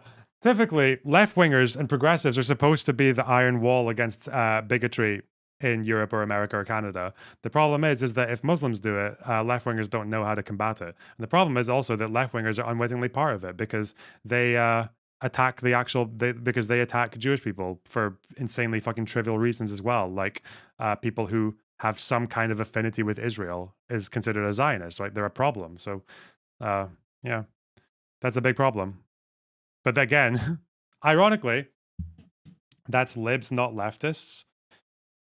No, leftists were very fucking protective of Jews when it was when the big talking points on 4chan, etc., were right wingers. When it was Holocaust deniers and Great Replacement theorists and your Fuenteses and your Richard Spencers, the left was very protective of their Jewish population, of Jewish neighbors around that period. But nowadays, not so much. Now they're almost like becoming part of the problem. So. Yeah, that's a problem. But again, it's interesting. That's not just a foreign problem. That's our problem. That's a local Western ideology problem. Like, that's Marxists and shit doing that. So, yeah. Fuck. Anyway. Because they don't want to smell it to that degree. Not only what they eat, what the others eat. They don't like bells of churches. They don't like contraceptives sold in pharmacies. They don't like alcoholic beverages. Most hate crimes are against Jews in the US. Makes sense. It's the same in Europe. Not necessarily. I think in the US, yes. In the UK, until, I don't know if it's changed after October 7th. It probably has. I don't know. Before October 7th, I think throughout most of the last decade, the biggest recipients of hate crimes in the UK were Muslims, not Jews. It was Muslims and then Jews. Proportionately. So, bruh. Yes.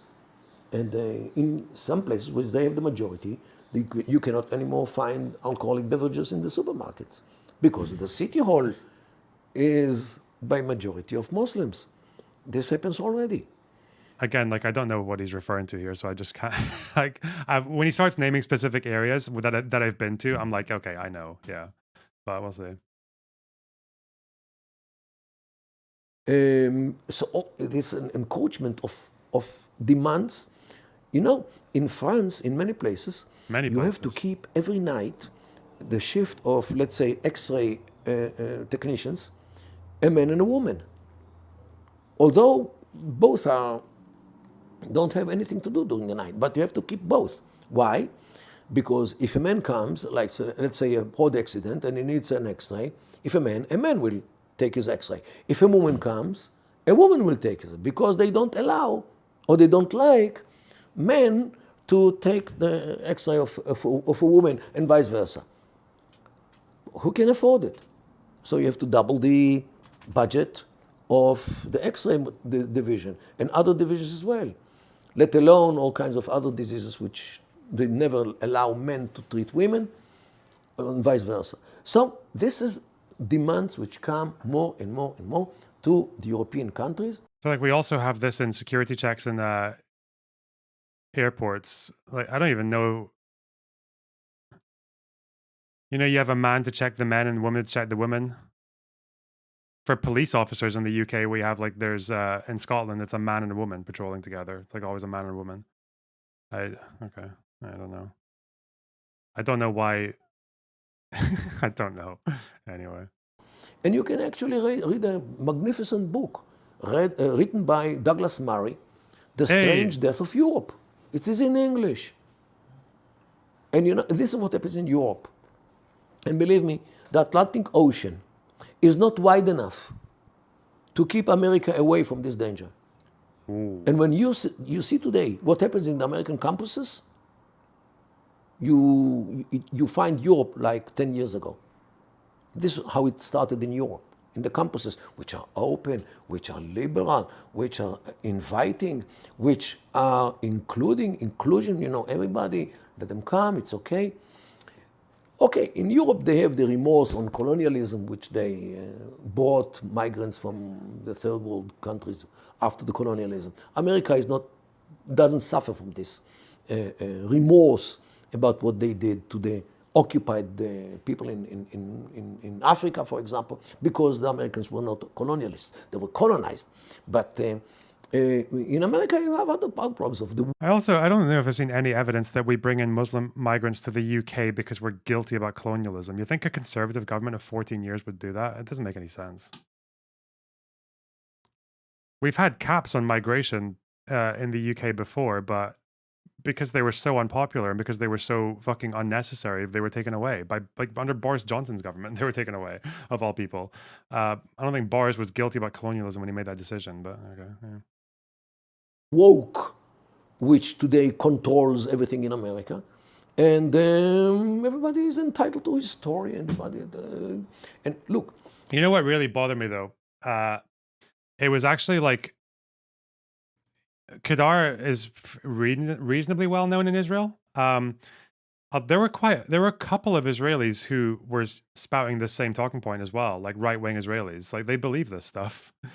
Again, it's funny because Israelis complain, and rightfully they complain about Westerners who have never been there or don't know anything about the region giving all these comments. But he sounds like someone who's never been to Europe telling me, a European, about life in Europe. And I'm like, bro, you have no fucking idea. Like oh God, listen, it was actually, I'm enlightened now because I finally know what it's like to be an Israeli listening to Western commentators. Because it's exactly how I felt when Israeli right-wingers were talking to me about Europe. It's so funny, man. Anyway. They were actually quote.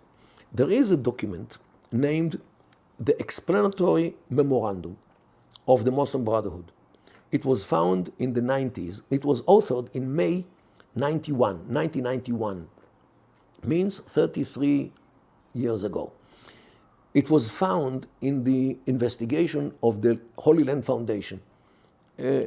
Lonerbox, if Jews and Nazis didn't have the history with each other as they do you think being a Nazi would be common in Israel? No.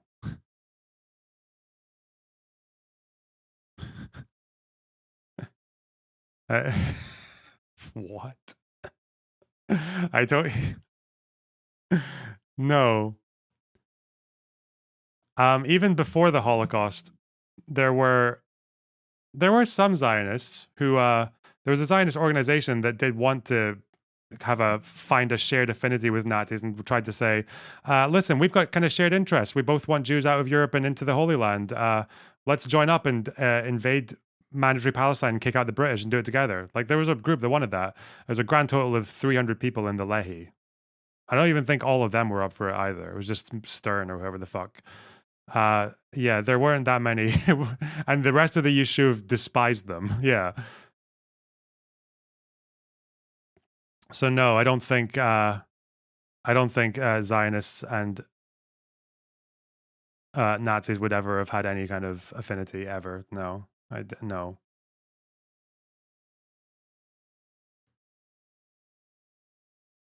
A group which supported Hamas. And hi, Leah. How's it was going? taken to court. And the American investigation authorities found this document in Arabic, and there is, in the internet, you can download it for free, official translation made by the Department of Justice. So it's a 32-page document, 16 in Arabic, 16 in English, and English is the translation. And they tell you without any, and even they don't even try to hide. They came to America in order to establish themselves in America, in order to Islamize America. And read the document. And it's an official document. It's not something which somebody else authored. The author is known, and the document is known, and now it is on the net. Read, it's in clear English, the second part, because this is the translation, official translation. How they come to America in order to bring. What is the award on his desk? It was given to him, I think, by a student, because he used to work in Israeli intelligence for 25 years. He's like an Arabic speaker, speaks Arabic and reads Arabic. Someone gave this to him, I think. It was captured in, it was taken from Lebanon. It's a victory emblem from the year 2000 of Hezbollah when Israel pulled out of South Lebanon. And it's the stripe to the Lebanese flag, but in place of a cedar tree, there's the Hezbollah logo. So it's basically Hezbollah's whole, like, yeah, Lebanon's ours, fuck you. Yeah, like that whole thing. Pretty cool. Islam to America, not as an option, but to Islamize America. And there are many evidence to this. Okay, you can sleep on God and behave like the Europeans. So I live in the UK. I think, to an extent, I think it's people do. Can you walk today in East London and feel at home? I was about to throw him a fucking bone here, but I don't. Oh god, East London, bro. Not only is it very easy to walk around East London on your own, I know like fucking a tiny little like 5-foot woman who studies in East London and walks around Whitechapel like all the time on her own. It's no fucking problem. What the fuck? This is like the no-go zones thing. And what they do is people will go around with their little cameras and be like, this place is no longer our country. This is a no-go zone. And all they do is they just go around filming, and all you see is a bunch of you just see Arabic text on the shops. That's what they mean. And they might have doomer music in the background, or you might just see like a disproportionate number of people in fucking hijabs. Whitechapel is central London, not east. Hang on. Okay, let's go more east then. Whitechapel is absolutely considered part of East London. What the fuck are you talking about?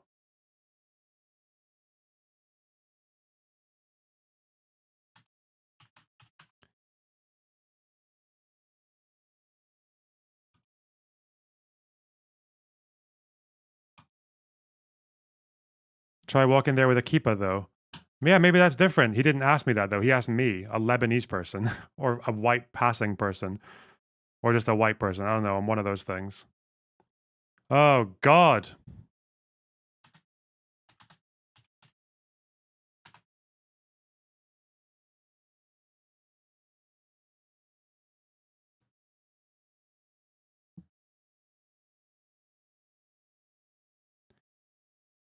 Sorry, I just the fucking selective empathy here is so annoying. It's like, yeah, I understand there are some parts of the UK where you wouldn't be too good walking around as a Jewish person, okay? That's wow, really? That's fucking mental.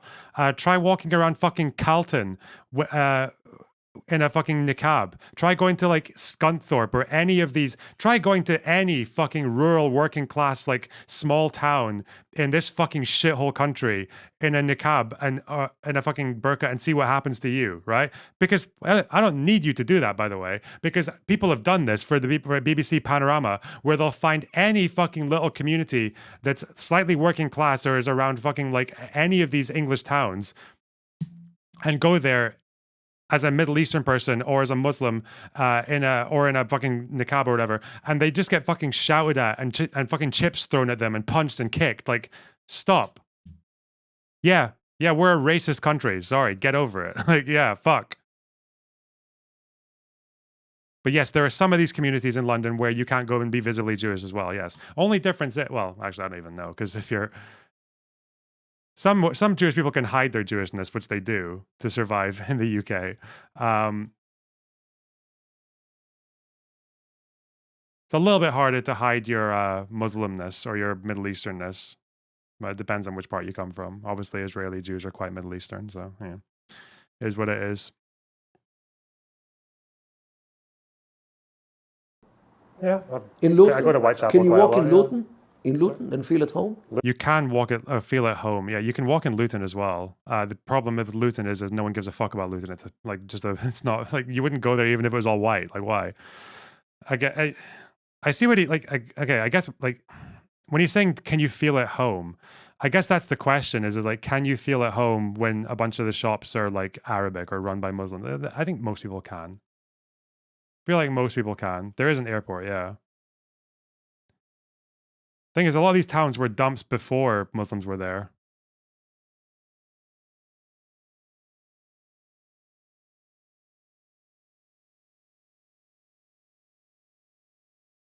Yeah.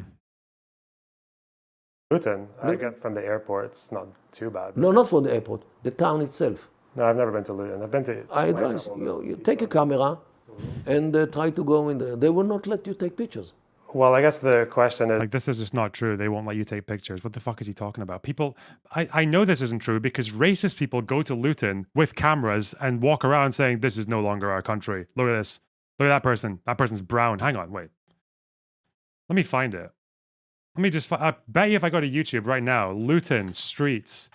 If I just go streets of Luton, let's see. Tristan Tate. Is he going to say this to say that it's a shithole and it's full of Muslims? There must be some BNP video of someone walking around Luton and seeing all the Muslims and getting mad. Oh, here we go. This is it. Let's go.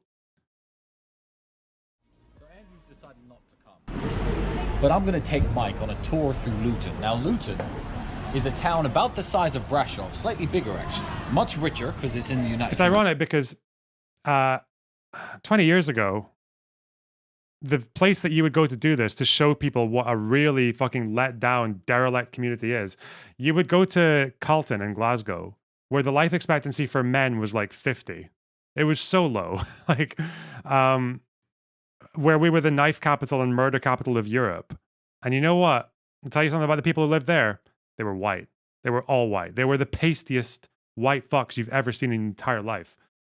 They were so indigenous British, quotation mark. Like, and even now, I think if you, what are the murder capitals of Europe now? I don't think it's like Marseille or fucking South Spain or anything like that. It's like the Baltic states, isn't it? Hang on. Murder capital, Europe.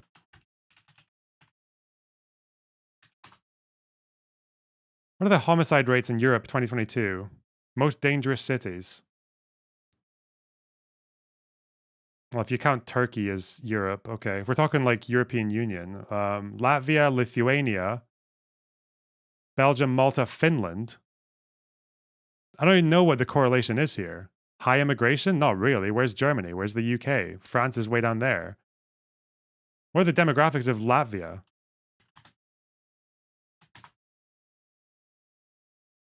Russians, Belarusians, and Ukrainians.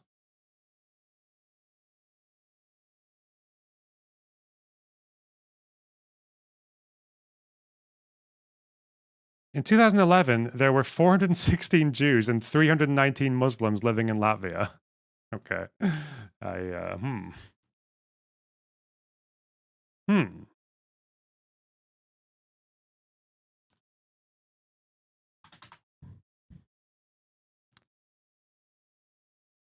How many Muslims live in Lithuania?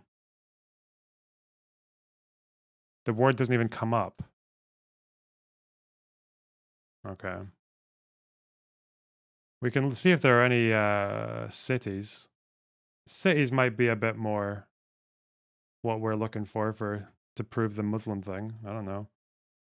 Okay, cities. Most dangerous cities. Tallinn, Estonia. Vilnius, Lithuania. These two places, white as fuck. I don't even... These places are the... Fucking Glasgow. What's Florence like for immigration? Florence, Italy, demographics. Is there a big Muslim population in Florence? Not that I remember. I don't think I've ever heard people... The thing is, I can tell with these cities because Douglas Murray talks about them or he doesn't. If he doesn't talk about them, there's probably not that many Muslims. Let's see. Okay. 8%, 2016. It's not reasonably high. Okay.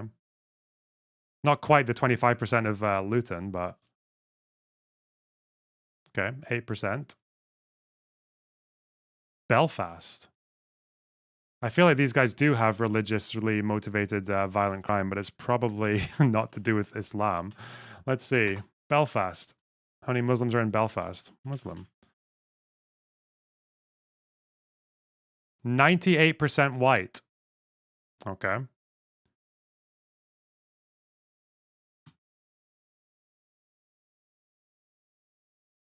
Lithuania. What about Milan? So we got one Milan. Does the influx correlate with the increase in violence, though? Not that I've seen. If you can show me any studies that show you an increase in immigration correlating with a statistic, like a proportional increase in crime, you could show me. I've looked at it for economics. I don't think I've looked at studies doing crime. The Belfast Martyrs Brigade. True.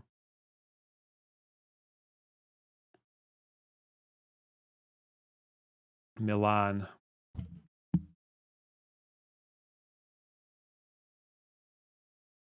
I don't think it's about dangerous crime in general, but danger to go towards certain people.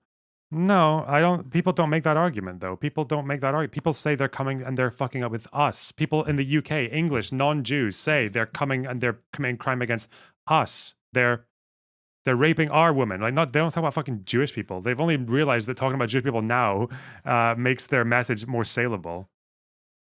He's making this argument. Well, he's asking me if I can walk around these places and feel at home. He doesn't. I never told him I was Jewish. He doesn't know him. He doesn't think I'm Jewish. Hang on. What's the Muslim population in Milan? Okay, here we go. This is one of the largest Muslim communities. 9% of the population. So Italy just doesn't have very high proportions at all then, if it's that. Because I think in parts of the UK, it's like way over double digits.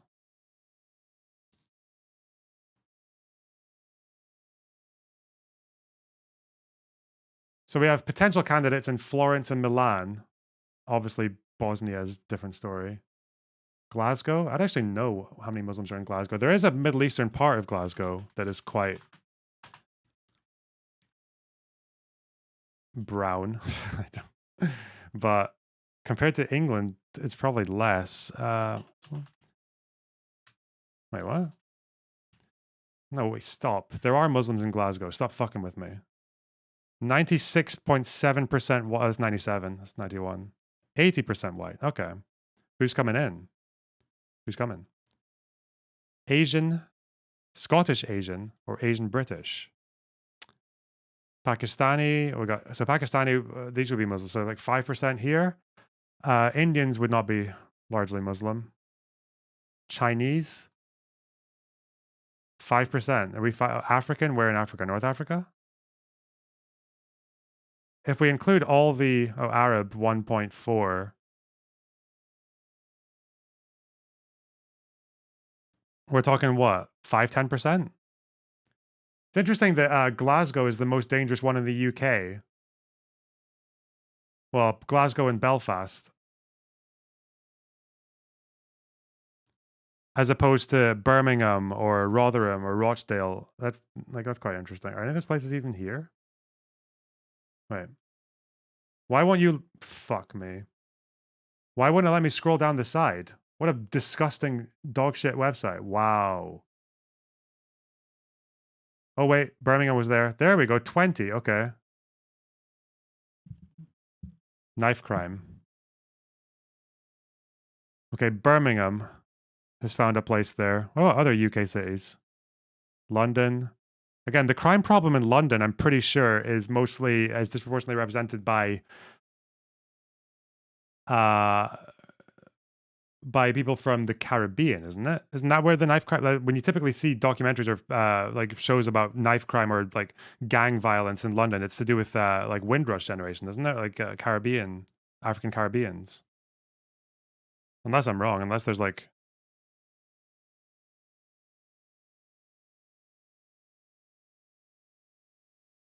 But somehow Glasgow and Belfast managed to outdo London and Birmingham.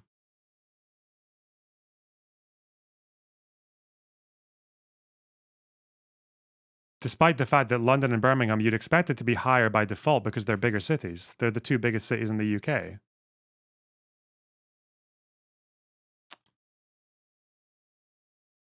Okay.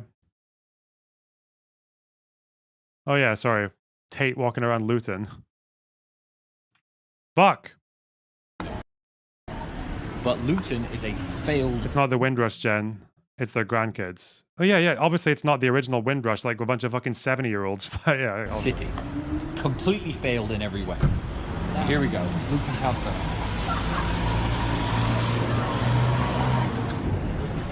The saddest thing about this town... I'm still processing a major city in the UK being 98% white. I think my perception was completely warped. Bro, people... But yeah, right. Like, what, do you mean like you expected it to be more Islamic?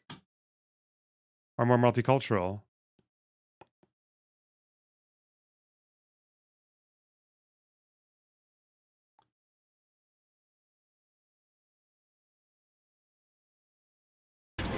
This over here is a war memorial. Has all the names of all the men from Luton who died during World War II to defend this country. Also, there are nice parts of Luton as well. It's like... And now the country's turned to shit. Uh-oh. Sorry, I'm trying to help you get into a night shower. Nah, man. Nah, mate.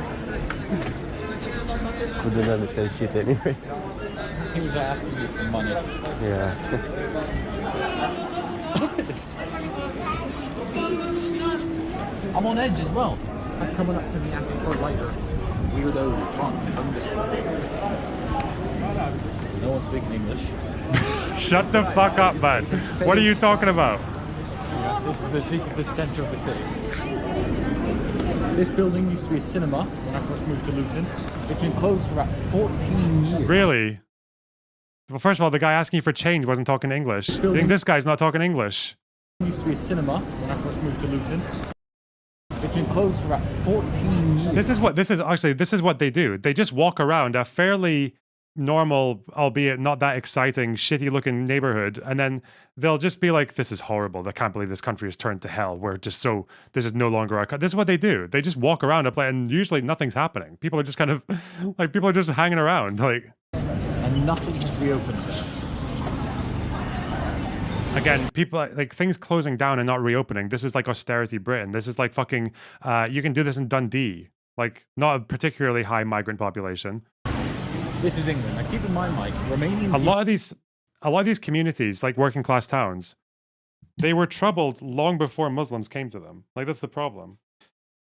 But yeah, this is what they're like. This is what people talk about. Like, can you walk around these places? Romania like, to live and work here.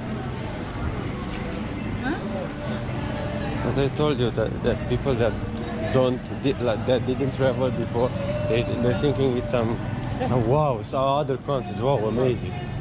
Failed But- society. You could do an inverse. Go find videos of people walking around Leith in 1990 in Edinburgh. Heroin addicts everywhere, where, like, again, much less immigration. It was very fucking white. And compared to now, where it's all gentrified and cute looking. They failed society. Sorry, how many hot girls you see? Zero. Landing in the Zero. Zero. Okay, we got the idea. This is Luton, by the way, where Mordecai Kadarka said you can't walk around and feel at home. Okay. Oh no, shit! Wait! These people. These people are brown. They're so brown. These guys are like those guys with the turbans are like Sikhs are good people. They work as like lawyers and doctors and shit. You know what I mean? They're smart Indian. When he talks about this, people, oh god, this is another thing. Like Tommy Robinson and those guys, like they love using Sikhs as like the model migrants, even though Tommy Robinson was like, he was affiliated with a fucking, maybe not affiliated, but he like supported some fucking Sikh group, a group of Sikh fundamentalists who were known for going to interfaith marriages and turning up with swords to try and stop the interfaith marriage.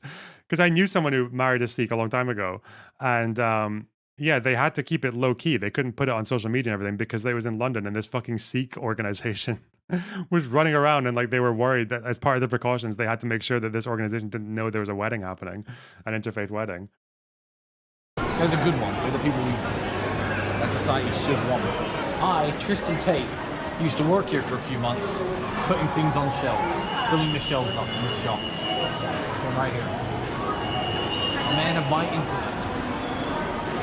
Stacking shelves of fucking shampoo. What does white mean to you? You just said that there can't be multiculturalism because it was 98% white. You know what white people aren't the same, right? Yeah. When I'm talking about 98% white, I usually mean that they're white British. That's usually what that means, yeah. Like, you can have some places that are 98% white, but maybe like 5-10% of them are Polish. But we're having this argument in the context of migration jihad. I don't think anyone's accusing Polish people of being soldiers in the migration jihad.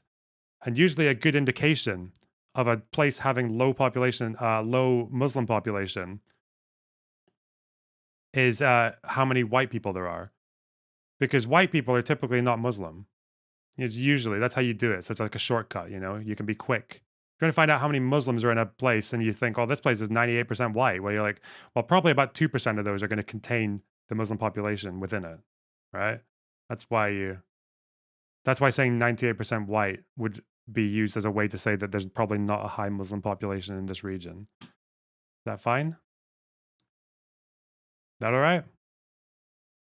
Is that, especially, I think it was Robert's. If people were making an argument that Polish people are bringing fuck tons of crime, then it wouldn't be a good way for me to say, look at this place, 98% white. Because obviously you'd have to find out which percentage of those white people were Poles. Spencer was the other guy that was in that org that you were part of. And he's banned Yeah. in the UK because the UK doesn't want to listen So to those who try to wake them up. Look, Melanie Phillips wrote this magnificent book, Londonistan. How Londonistan. Britain becomes a terror state from within. This is the subtitle. She wrote it in 2005. She was a prophet because today you see exactly what happens in the UK. Because the UK allowed, look what happened in Birmingham, look this gang of rape of... Well, Bosnia is majority white and Muslim. True. I never considered that. All those 98% white populations in the UK, where 10% of those white people are Bosnians. I forgot the Bosnian contingent. Anyway, sorry. What's he talking about? She was a prophet because today you see exactly what happens in the UK. Because the UK allowed, look what happened in Birmingham, look this gang of rape of girls, which was not allowed to be even reported in the papers. I don't know why people use this example. Like Birmingham, why would it, if it's not allowed to be reported into the papers, how is he able to know about it? Is it because it was Is it because it was reported in the papers, like all of them, where they said, yeah, there were 75 grooming suspects, and most of them were in this particular gang were Pakistani background.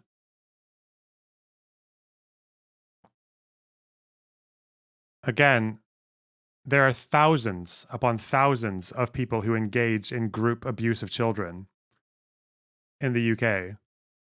Not all of them get newspaper headlines, but if they're Muslim, they always do. You always get a fucking newspaper headline in the UK, whether it's the Guardian, the Times, the Daily Mail, any of them.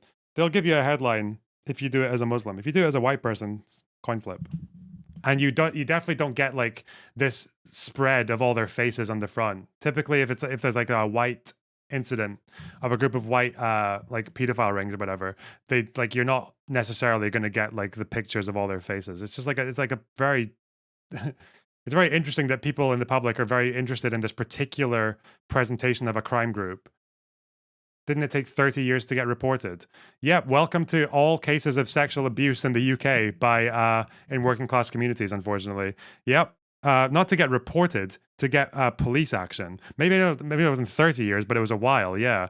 But again, you have you get like a distant picture of a house with a basement somewhere. Yeah, it's different, yeah. Yeah.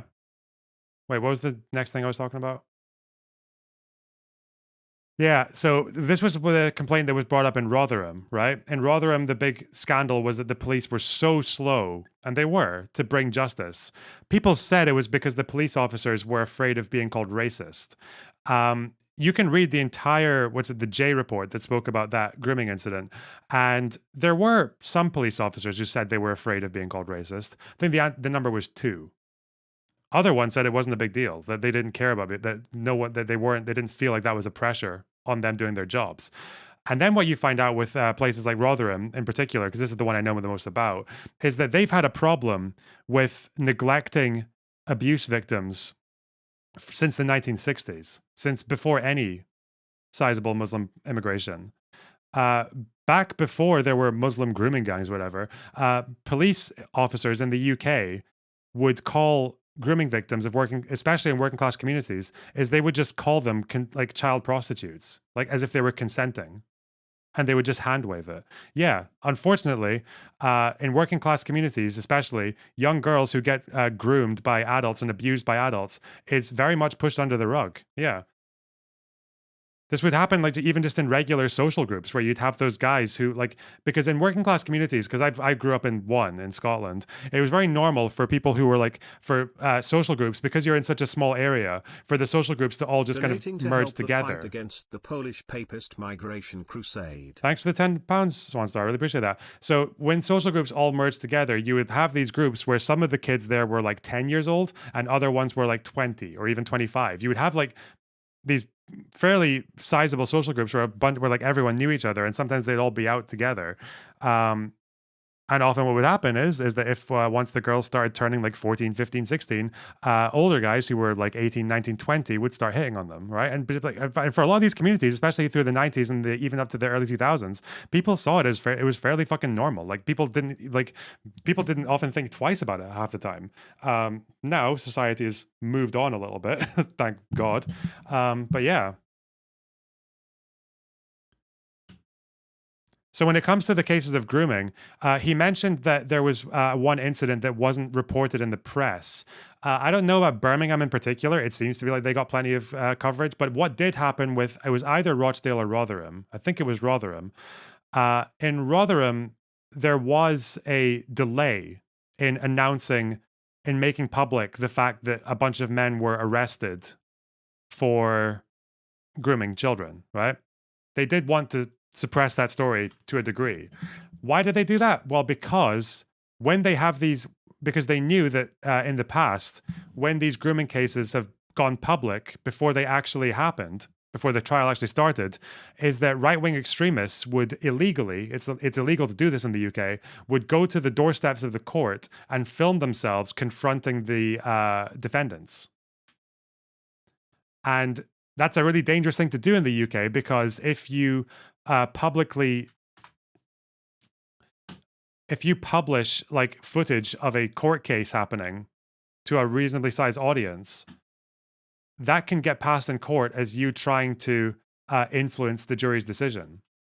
And the defendants, the people who are accused of grooming children, can force for like the trial to be prejudiced or like void or whatever. Yeah, this is what almost happened. Where was it when Tommy Robinson live stream court grooming, where Tommy Robinson filmed himself outside of a court building, confronting people, and this was one of the times he went to jail, I think, or he got a fine or something. Hang on.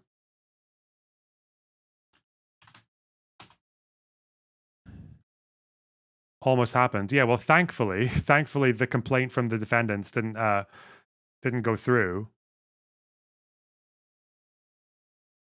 and they got convicted. But this is why people are hesitant to publish this stuff right away, and also because of the riots. Because in Luton, in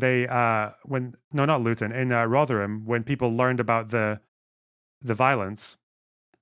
No, when people learned about the grooming, there were EDL riots, and they caused like millions of pounds of damage. And a bunch of Muslims actually got attacked. One Muslim was murdered. Like a 70-year-old man, like a gardener, was murdered outside of his house. This guy. Where is it? Mushin Ahmed.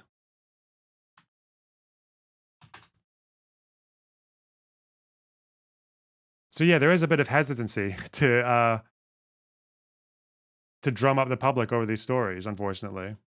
But it doesn't mean the stories get suppressed. Like, they come out eventually, even if they're delayed. But yeah, this guy,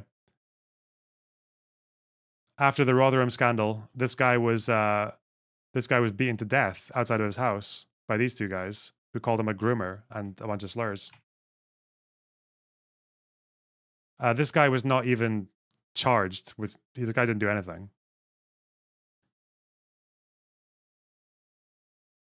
Where is the thing? Where's Tommy Robinson fucking live streaming himself? Yeah, this was it. This is him here. And this is so fucking insane. You're not supposed to do this. Behavior of Tommy Robinson, who illegally live Shut the fuck up, Lonerbox. Look, this is him live streaming himself outside at the doorsteps of court, confronting the defendants and publishing all this stuff. And in the UK, you're not supposed to do this. You're not supposed to film on the doorsteps of a court. This is him like fucking shouting at people as they're going in as well. Like, yeah.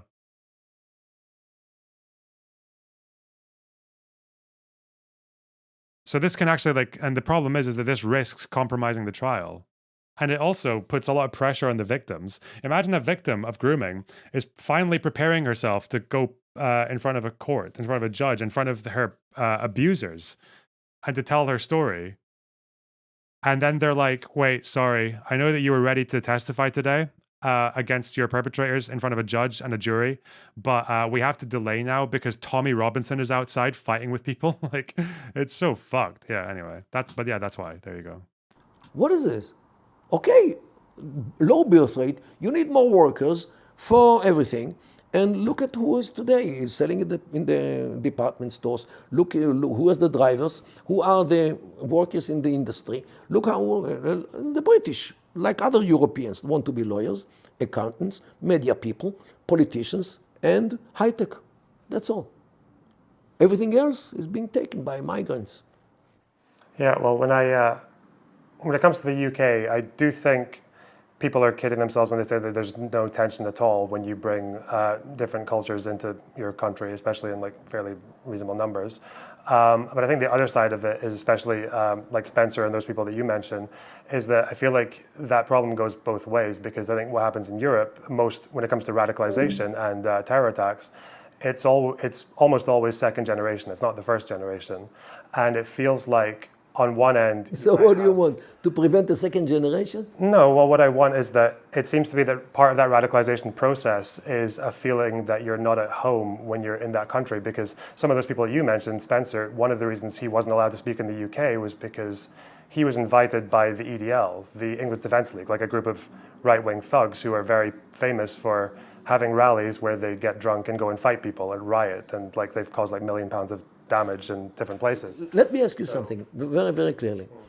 Let's say that all the Muslims which are brought to Britain are peaceful, nice people, They do nothing against even a mosquito on the wall. Okay? When the birth rate of the Brits is mosquito on the wall. 1.4, if I'm not mistaken, per woman.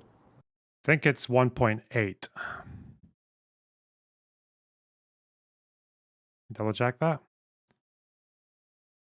Or for non-Muslims. I don't know if it's like that counts all Brits. I might count Polish people or whatever the fuck. Where's the Channel 4 one? Yeah, it's 1.8 is what I thought. Channel 4. Here we go.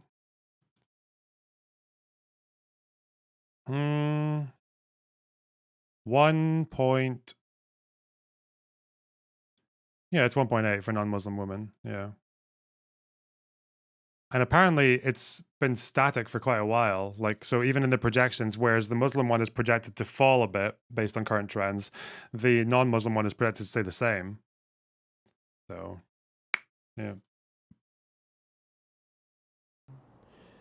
And their birth rate is above 4. It's not above 4. This is why I'm like, fuck, where's he getting all... I wasn't expecting a great replacement debate, by the way. I just saw that there's not much information about his connection to these people, apart from that he was like given this very niche job in this one organization where he doesn't seem to have said anything, or doesn't seem to have written any articles for them or anything like that. I was just like, what were you doing with an organization run by 2 guys or 2 people who... Yeah, the organization was run by 2 people, one who were both cited in Breivik's manifesto. One of them was referenced 65 times. You know, the Norwegian guy who murdered a bunch of Norwegian kids because he was afraid of the fucking Norwegian leftists allowing Muslims to take over Europe. That guy. Yeah, for Muslims, it's not 4. It's not even 3. It's like it's 3 and dropping. So yeah, or it was 3. It's probably less than 3 now. Anyway. So yeah, I wasn't expecting this guy, but it's interesting to see now how he's like exaggerating the numbers on both ends.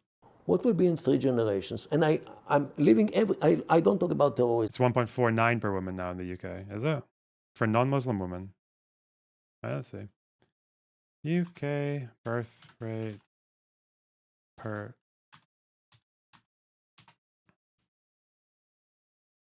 this isn't his area of expertise. Yeah, but he approaches it with the exact same level of confidence, isn't he?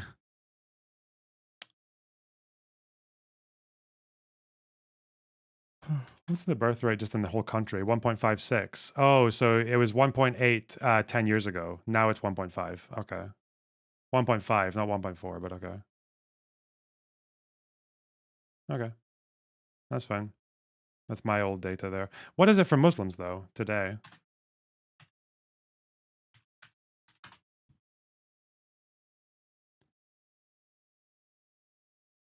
Do we know? Because in 2013, apparently, it was like 3 and projected to drop. Did it actually end up dropping in that period? Does anyone know that? Because I can't. That's harder to find. I can only see Twitter people talking about it. Just out of interest, if anyone knows what the Muslim birth rate is in the UK, go send me that, because apparently it's important for this discussion. Let's go. At all. I'm talking about how will the British nation look like in 4 generations from today. Yeah, it's assuming that the migration rate stays the same for 4 generations. Like, you could have said the same about Italians No, you can calculate it. in America coming for 3 You can years, calculate it very easily. It's mathematics. It's not even statistics. You can calculate it. You know how many Muslims there are today. You can calculate if they have, the birth rate which they have. Against this, you put the British, and you can see exactly. The British are going down, these are going up, and in 4 generations, there will be museums of blonde people. So, I just, my brain broke. First of all, it's not even maths or statistics. If you have a population that is shrinking in proportionality, say you have 10 people who are British and 2 Muslims, okay? Then you add 6 Muslims. You haven't run out of blonde people. You haven't run out. The 10 people are still there. The 10 British people are still there. They might have even increased by like 2, It's it's just very, I don't know. But what you're gonna do.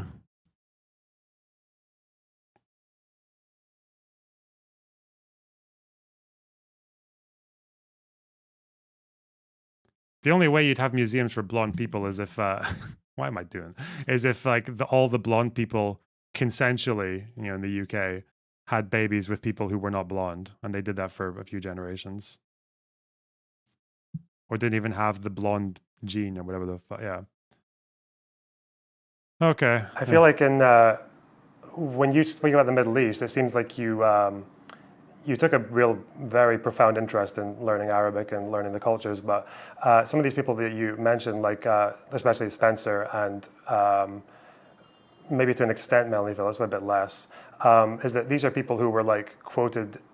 They don't seem to have the same interest in actually learning the culture that you do. It just seems like from them I get like polemicists, people who describe immigration as like a 1400-year war happening between Islam and Europe, or they'll talk about, they'll describe immigration as an invasion. And I guess the result is that you get the threat coming both ways, is you get far-right groups all over Europe that are very aggressive towards local Muslims even when they're not doing anything. And you get like, I think Spencer in particular, he was quoted about 64 times in the manifesto of Anders Breivik. So Look, Robert Spencer, first of all, he is from a family which came from the Middle East. I think from Lebanon. A Christian family who ran away from Lebanon. Start with this. Second thing, he quotes sources. I'm not sure he speaks Arabic, but I think he reads Arabic. There's a difference between speaking and reading. Pamela Geller, I don't know, but Spencer definitely has his point. And to shove him under the rug because you don't like to hear what he has to say is no way to deal with the problem. Well, people having problematic opinions is maybe not the issue, but it's someone who speaks in such an inflammatory way that they are seen as an inspiration to his choice of words is not appropriate. Rhetoric matters, I think, doesn't it? Rhetoric. This is the problem. I think so. Is this part of the problem, isn't it? Sir, where is the problem? The style which Spencer talks, or what happens in the British streets? Where is the problem? Well, I think you can talk. I feel like I don't even know. Like calling it an invasion, which Spencer does, is not rhetoric. That's descriptively just false. I don't know. That's kind of annoying to me. Like the fact that this guy is he's Israeli. He's Middle Eastern. He knows what an invasion looks like. What's happening in Europe is not an invasion. And obviously, if you have an invasion, the way you deal with invaders, you fucking kill them. That's why people read about invasion. That's why people like Breivik read those words and then they make those conclusions. But yeah, fuck, I don't know. I'm just sitting here like thinking about how much of a fucking debate I want to make this, but yeah, okay, whatever. About what's happening in the British streets without using the kind of descriptions and exaggerations. If he spoke nicely, with good words, with nice and flattering expressions, but he will tell you the same thing. Would you allow him to speak in Britain? Well, because it feels like, I would allow people to speak in Britain. I don't have a problem with that. This is one of the problems of the woke culture. Right. That you look at how people say things rather than what they say. You look at the framework rather than the picture itself. Because you don't like the picture, you talk about the framework. Sir, look at the essence of the issues. Leave the language. Language could be nice, language could be less nice. I'm not sure that people like what I say because the style of my talking. As an academic, I look for the truth of the issues. I don't agree with this surrender of the academic institutions of today to the discourse of a narrative. You know what a narrative is? Narrative is it's just going on and on now. Oh, God. In order to elevate the lie to the degree of narrative and to downgrade the truth to the level of narrative. Now you have two narratives, one of the liar, one who says the truth, but they are the same level. And this is the problem. Now there is no lie and truth anymore. Today there is narrative. And everyone is entitled to his narrative. You know, my narrative is Britain belongs to me. This is my narrative. Why not? Am I entitled to my narrative? So your country I belongs. feel like I don't know. Yeah, I'm not really happy with how I did in this part. I feel like I could have just been a bit clearer in why I have a problem with these people. Because when I say rhetoric, I don't mean rhetoric just as in they're telling the truth, but they're saying it in a mean way. I mean rhetoric as in they are taking a situation which can have valid concerns about like integration of immigrants, and we know this because some European countries do it a lot better than others. I mean rhetoric in the sense of that he is taking what should be a serious, like an issue that people can just discuss in a more rational way and calling it an invasion. Like that's rhetoric and it's also factual. It's like a factual dispute as well. Because he thinks that people like that he's talking about think that Islamic immigration is part of the 1400-year war. And that there's like, maybe I can even find some of his quotes where he uses that language. But yeah, I don't know. I don't think he really understood what I was saying when I mentioned the invasion thing. Who knows? To me, and my name is Muhammad. So where is the problem?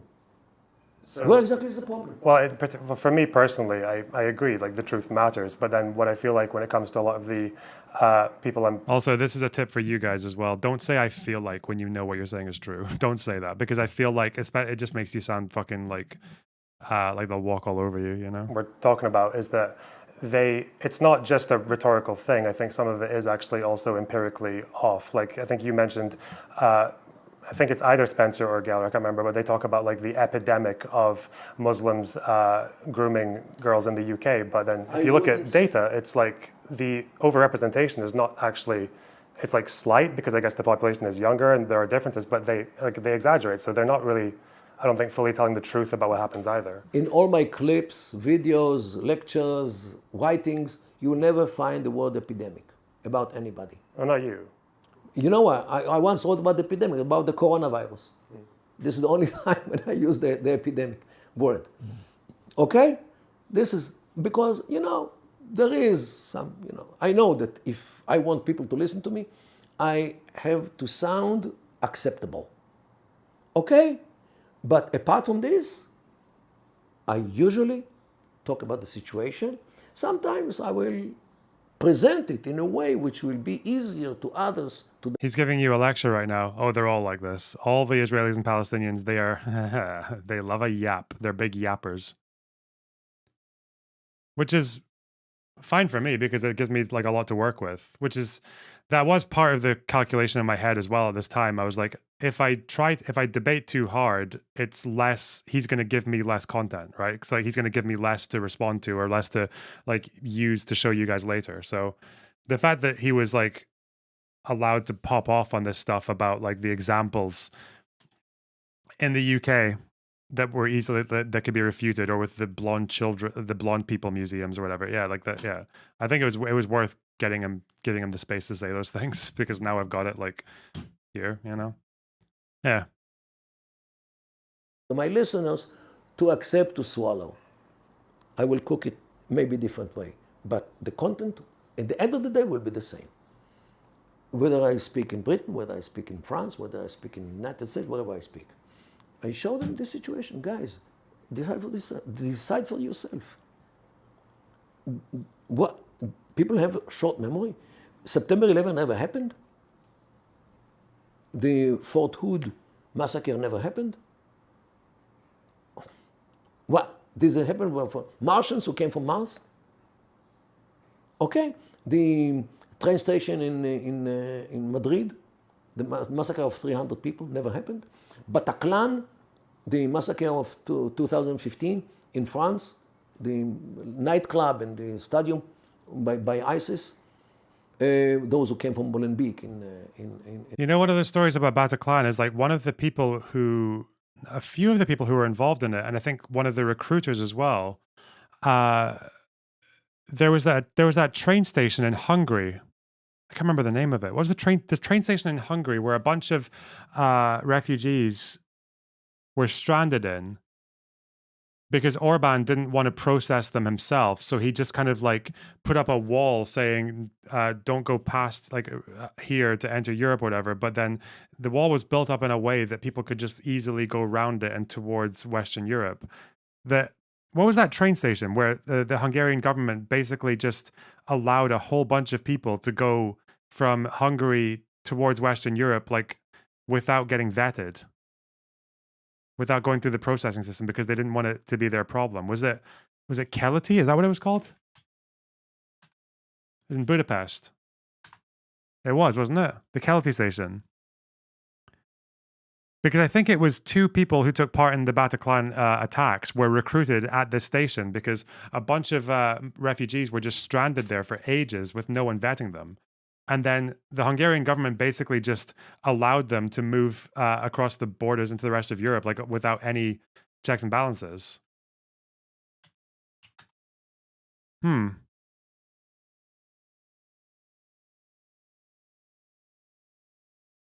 Yeah, like this. Remember the Keleti stuff? This with they were up in tents and everything.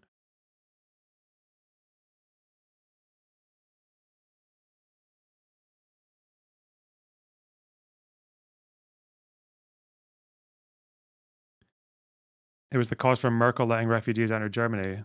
Well, this was at Keleti. I don't know if this was. Is this the Budapest main station? I don't know if it's the main one, but yeah.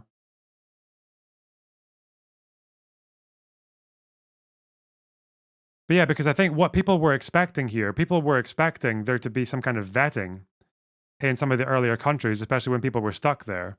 But what's he arguing? What's his main contention? His main contention is that Muslim immigration to Europe is going to like fucking destroy us or whatever. Yeah, that's the gist.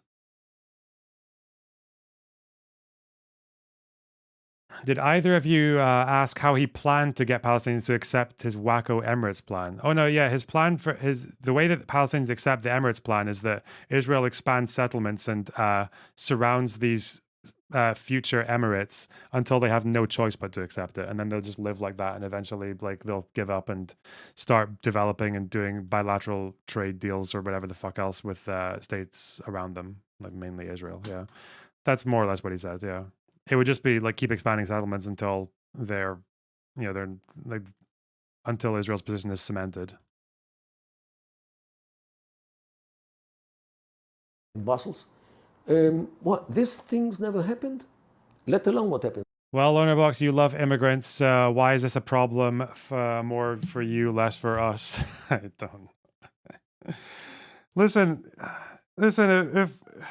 If fucking idiots like you want to blame, if fucking retards like you want to say that Muslims are the reason that liberal democracy is under threat in Europe, meanwhile, the 2 countries that are forsaking liberal democracy harder than anyone else are Poland and Hungary, countries that don't even know what a fucking Muslim looks like because they're so aggressive in keeping them out.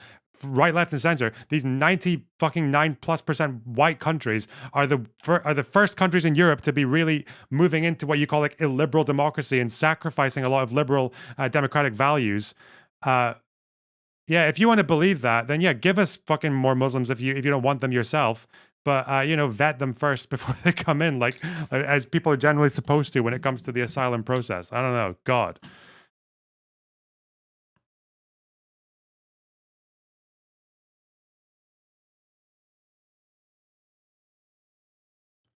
God damn it. Like, come on, I'm sorry. Like, Muslims are the reason that liberal democracy is in trouble in Europe. Meanwhile, Poland, Hungary, Russia? Like, come on. Fuck. Here in the Middle East. But look at them. No British citizen went to ISIS to fight with the jihadists and came back only because of human rights. How many of those jihadists came back? What are they going to be now? Poland just elected a liberal left government. I'm sorry. That's great for them. I love that for them. I covered that on stream. What was Poland doing just before they elected that liberal left government?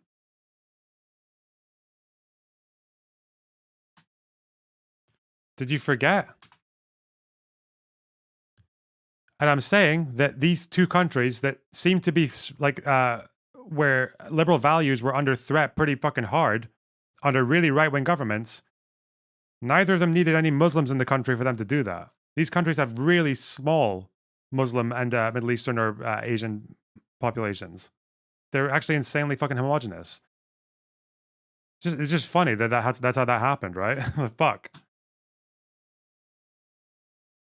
lawyers and accountants.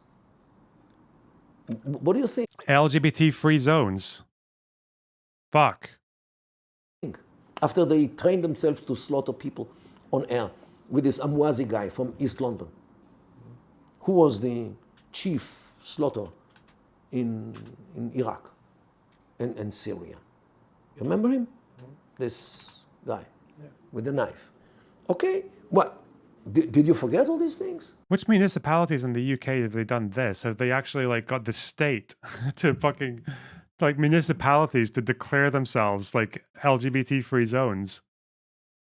This isn't happening in fucking Luton. This hasn't happened in London or the fucking Birmingham municipality. This happened in all white Poland. Fuck you guys. I hate. Oh god. I know that. Oh no. I fight with a few Hamas supporters and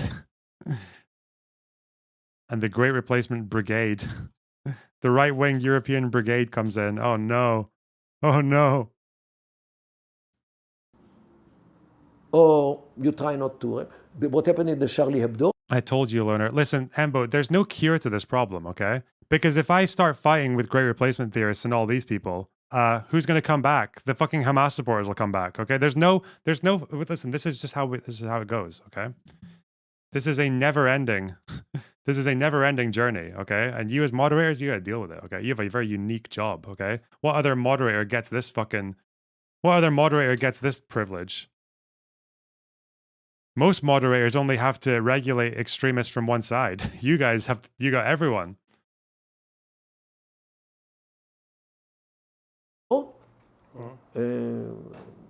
Headquarters of the newspaper. What happened in the Hyper Cacher in Paris? Yes, and one Muslim rescued Jews. Yes, Are you suggesting that if Muslims had a majority, there would be no LGBTQ free zones? No, Dane. What I'm saying is that people who argue that Muslim immigration to Europe is threatening liberal values, I think that is a very ironic argument to make, given that the countries that have notoriously been threatening liberal values in recent years have been massive white majority countries that are very anti-immigration in their practice and legislation, like Poland and Hungary. That you don't need Muslims coming to Europe to sacrifice liberal values. And it seems to be the countries that were doing it best until quite recently were Poland and Hungary. Not London, not Paris, okay? Not Birmingham, not Spain.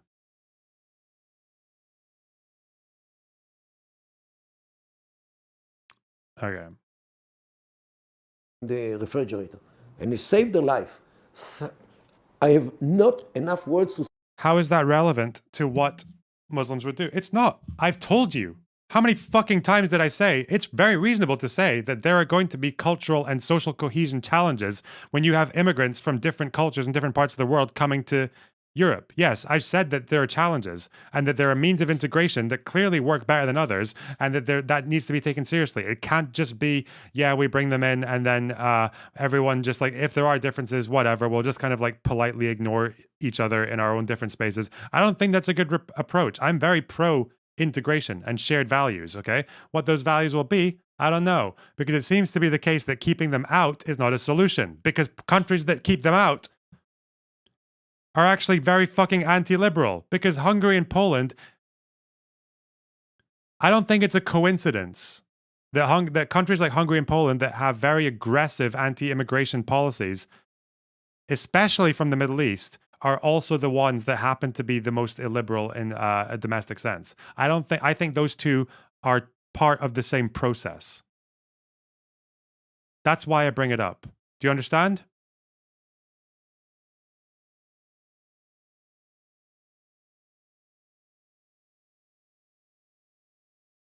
My argument is that succumbing to people whose solution to the cultural challenges of immigration is keep them out are not the people to follow.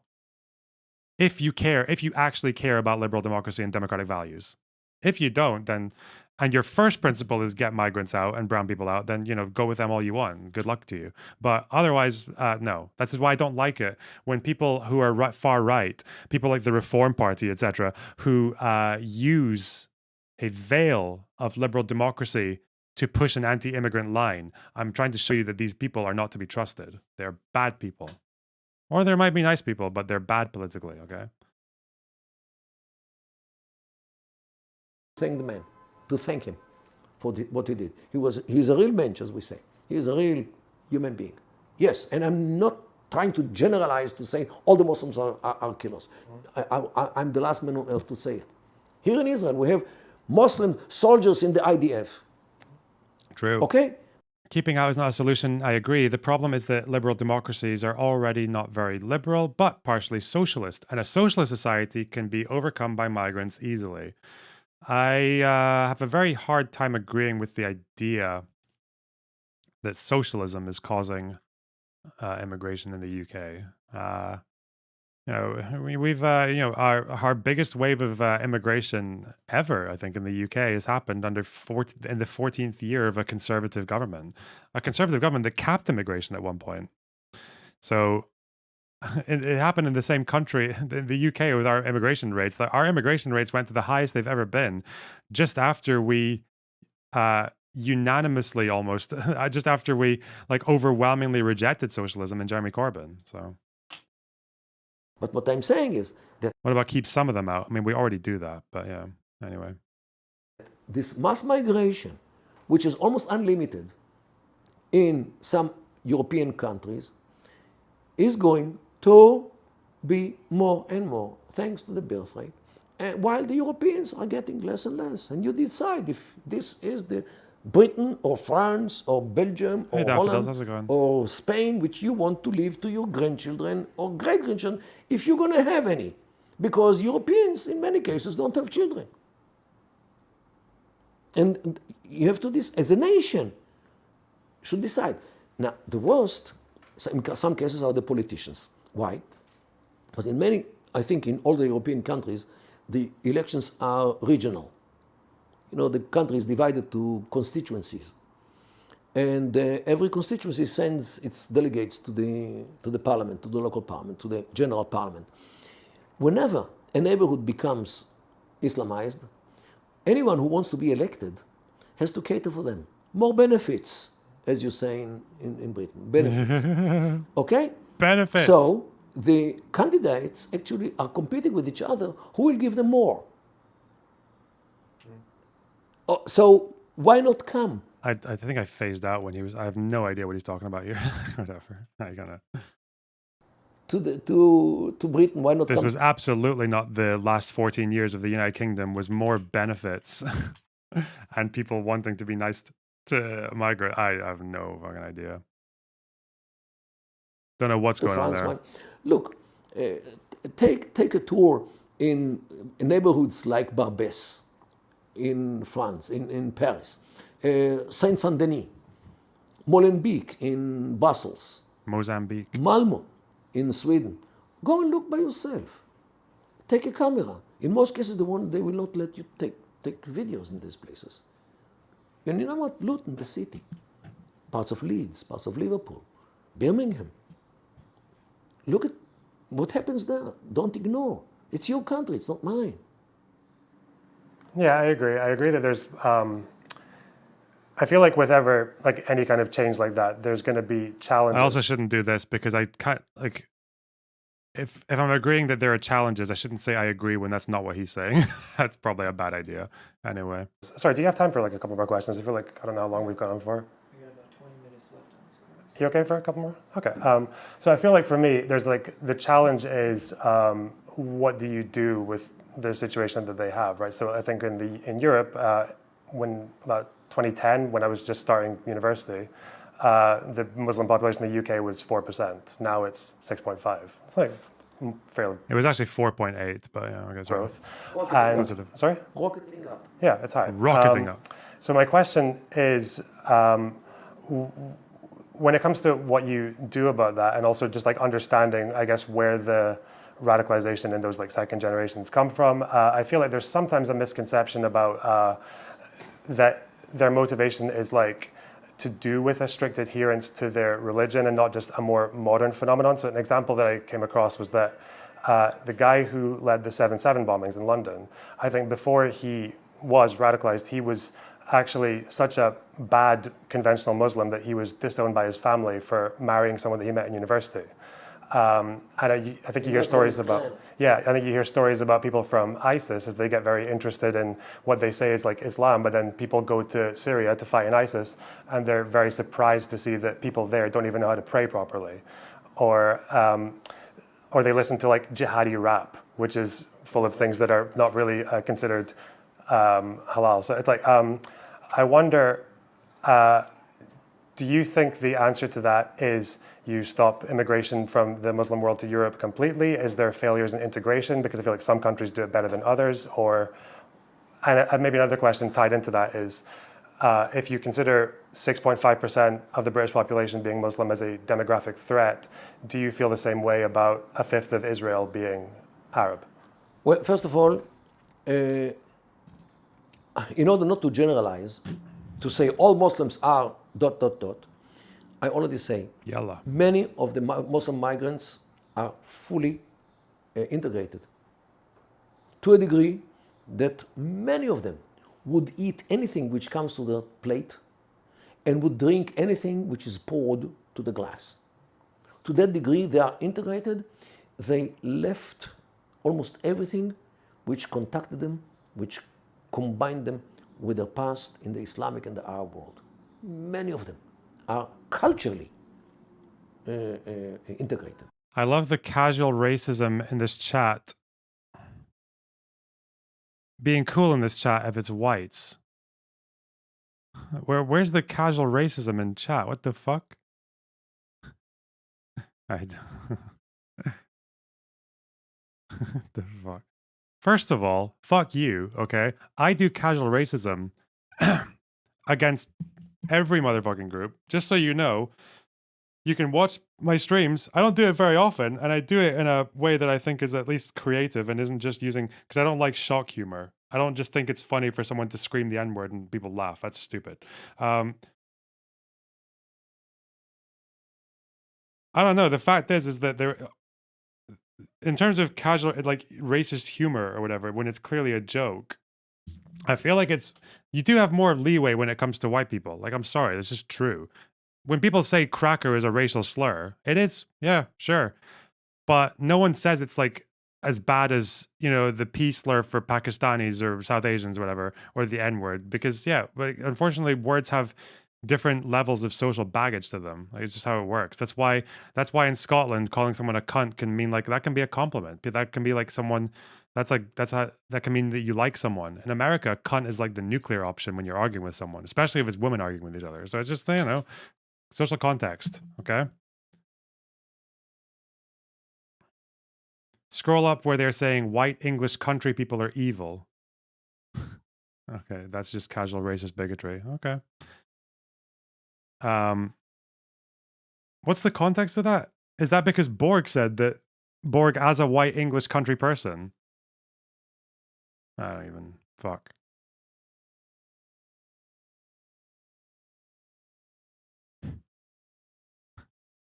I don't know. With them, nobody has a problem. Nobody should have a problem. And I would think the best, example of these are the former Minister of Justice of France, like 20 years ago, a lady named Rashida Dati. A lady who originally, her family came from Morocco, and she was a great lawyer, and Sarkozy, the president, nominated to be the Minister of Justice, and she was not married. And while she was a minister, she got pregnant. Now, in France, unlike other countries, you look at this part of the human being.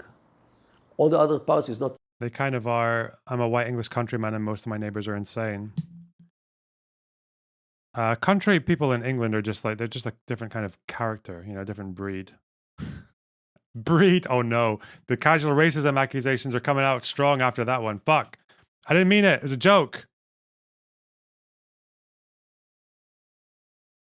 What else? Scottish country, like Aberdonian farmers, Aberdeenshire farmers. That's like they're the kind of people who vote SNP in the regional elections, but Tory in the general. Like, how fucking weird is that? Or is it the other way around? I don't even know, but why? How would you do that? Why would you vote for the center-left Social Democratic Party? Because that's what they functionally are, especially when they're in coalition with the Greens. Why would you vote for them 1 year, and then the next year vote Tory, and then the next year vote SNP again? Why the fuck? Yeah, those people are bizarre. They are so strange. And they don't have consonants in their language. Huh. Sorry. Someone just speaks about fucking... Oh, no. Not your business, not of your business. And in France, it's okay. If a French lady is pregnant, it's her own I have no idea who this woman he's talking about is. Yeah. business. You deal with her face, that's all. And you're not even allowed to talk about this, so it's not your business. However, the Islamic community in France, for them, this issue is rather problematic because a lady who is not married cannot be pregnant. Okay? So, for her, she did it because Elon, thanks for the 30 shekels. Radicalization of young generations is not a European issue, but an Arab, brackets, decline of pan-Arab in the region since the 80s. European Muslims are part of it through social media, therefore more radical. Interesting. It's an interesting analysis. Never thought about it. Thanks for the dono. I don't know if I agree with it, but let's see, man. Uber with the $2. You can't even get French toast in France anymore. Is that the Lauren Southern meme? Where she, that's a very old meme. Hito Sufatutsu. I don't know fucking. Thanks for the $5. Here, I got you this $5. Hope you're having a good day. Brochacho. Thanks for the incredibly easy to pronounce words and all your contributions. Thank you very much. she was French. Totally French. Okay? So this is actually how deep some part of this Islamic migration are fully integrated into the culture of the hosting country. Okay. Nobody should have any problem with these people because they became British or French or whatever British. culture. British. The problem is with those who move to Europe, but they refuse to become Europeans in their culture. Uh-oh. And this is where the problem lies. And this is the problem, because now you have to develop all kinds of theories like multiculturalism, which works. I'm not sure that it can work, because many things which you deem as sacred, they don't even believe it. You feel that freedom of speech is sacred. They don't feel freedom of speech. What against Islam? Can you draw a caricature against Prophet Muhammad? You're not allowed. While for you to draw pictures or caricatures is part of your freedom of speech. Okay, many things which for you are the basics of what is to be British, for them it's something which is totally unacceptable, because their background, and they didn't make this move, the cultural move into the British culture. And this is where the problem is. And now, since they are not willing to be integrated, now what they complain? That they are out of the British, what, culture? They don't want to be part of the British culture. They don't accept it. What, they sit in pubs? They don't sit in pubs. And show me one British who doesn't sit in pub once in a while. He's a funny guy. Yeah, he knows I'm British. That's why he's like trying to appeal to Britain particularly. He's like trying to say, you know, you're under threat, $100. Again, like, I think there's something to be said about a Muslim who leaves the Middle East and chooses to go to the UK where they know there are loads of pubs. Like, it's not like they come there and they're like, wait, fuck, I was expecting modesty and no sex before marriage, and I was expecting mosques everywhere, and I was expecting it to be 30 degrees in the summer. Like, no, they know what they're coming to and they accept it. Like, because it shows you that they are willing to accept being around it to some degree, which a lot of Muslims in the Middle East probably wouldn't be, right? Does he know you're Maronite? I don't think he knew I was Maronite. I did tell people because they were always excited to learn in that region, whether they were Israeli or Palestinian. They love Maronites over there. They love Lebanese people for different reasons, I imagine. But yeah. Okay? For them, the pub is the source of all evil. Because in Islam, somebody who gets drunk, he will kill, he will betray his wife, and he will do everything which is against the religion. And the alcohol is the source of all evil, according to the Islamic discourse. Okay? So the pub is actually the place which all the evil comes from, according to their thinking. Okay?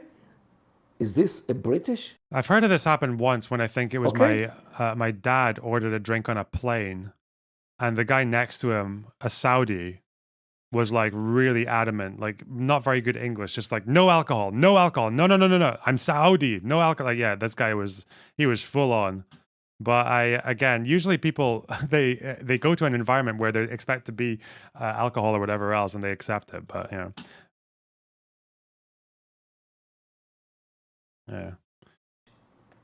Somebody who thinks that the pub is something which you shouldn't even look at.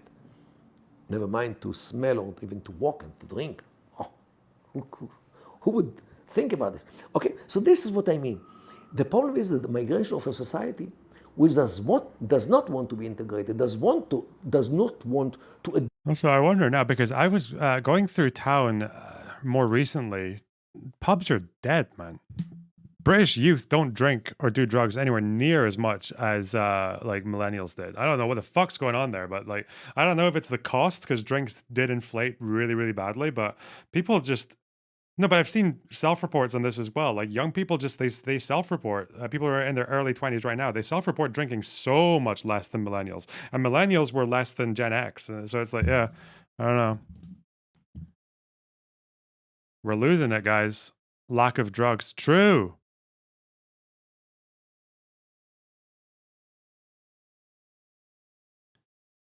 Adopt the culture and the values and with everything which the absorbing culture is so generously want to give. They don't want it. They don't like it. They hate it. Look at your neighbor, Anjem Choudry, what he's saying. We came to Britain in order to bring Islam. It's also hard to know when he's finishing his statement, like when he's giving me room to speak. I just have to wait for a long pause. To Europe. Islam for the UK. This is his organization. A lot of Muslims I know drink alcohol. That's another thing about people trying to tie Islam to the grooming thing. Even though one of the most high-profile grooming gangs, I think. I remember reading through the. No, I wasn't reading through the news about them, or like I can't remember where it was. No, it was the girls talking about them. I think one of the victims talking about what it was like being because they were like being in the car with them and driving around and shit. And it was like. They described a bunch of men who were just drinking, like not only drinking themselves, but also giving drinks to the girls to get them more fucking vulnerable and shit like that. But yeah, they were drinkers. The fucking grooming gang was drinkers, and people are like, they got this from the Quran. Like, fuck off, dude. There's nothing in the Quran that says you should get fucking boozed up in a car with young girls. Okay, that's not really. I don't know if the religion directed that behavior particularly. He doesn't want the British idol-worshipping name democracy. Actually, that's integration because that's what that's what British men do who abuse girls as well. Oh God, that's them just doing a British men thing.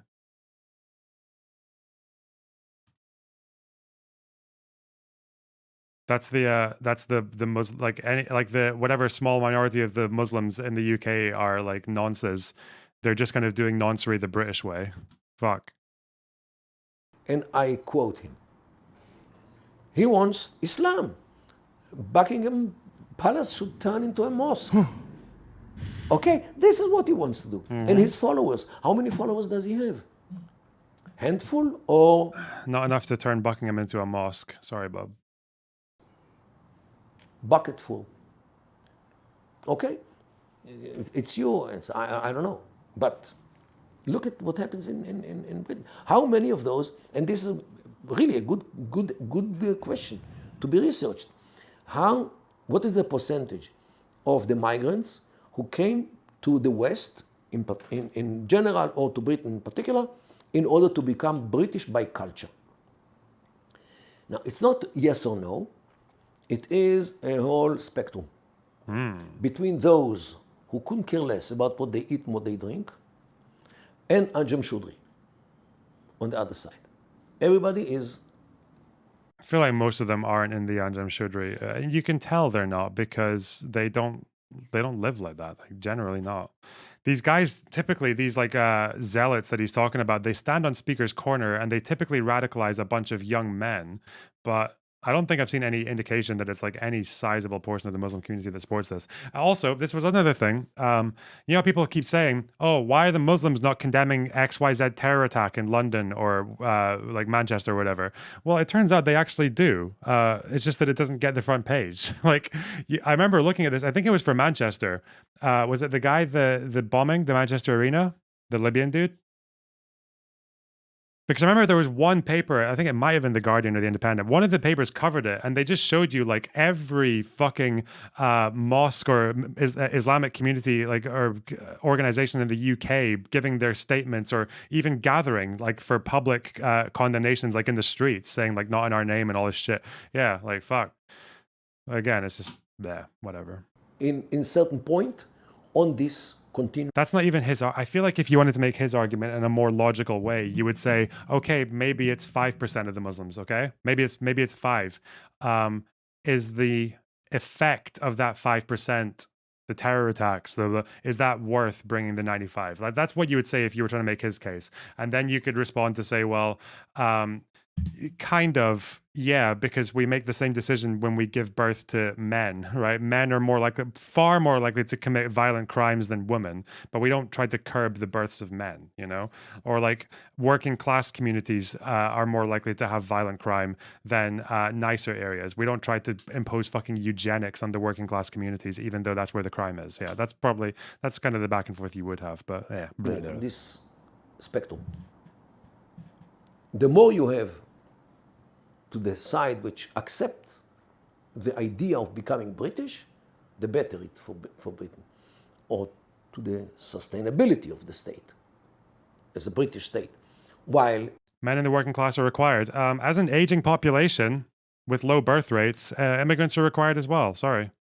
If the weight goes to the other side, you are in a deep problem. That is why we let immigrants into the UK, by the way. We don't let them in because the Conservative and Unionist Party of the United Kingdom feels bad for colonialism. We let immigrants into the UK because we need them for things. That's why they contribute more in taxes than they take out in services. That's why, yeah, we take them because we need them. Even Reform UK said that we need them for the healthcare system in their manifesto, their contract, sorry.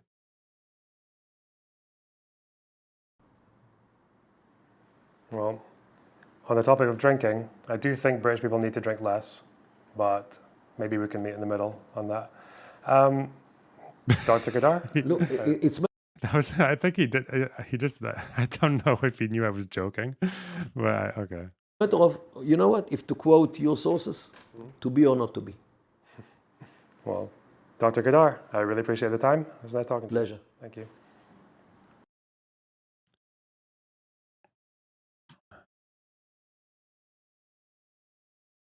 Is his problem that people drink? No, his problem is that he was using an example that, like, he's using an example of the Muslim attitude towards alcohol as a case in point, as one of many arguments to say that Muslim people are not willing to be or willing enough to be British. Like, to be or not to be. I didn't know what he was saying there, but I guess he's saying like the destruction of the UK or something. Like, UK is to be or not to be.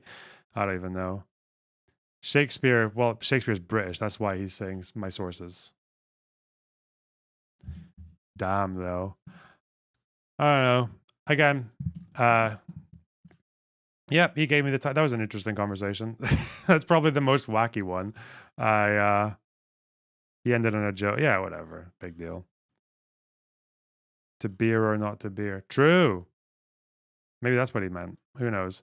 But yeah, I don't know. That was Mordecai Gadar. That was him. The Emirates solution and more unexpectedly, the Great Replacement Theory of Europeans. Well, there we go.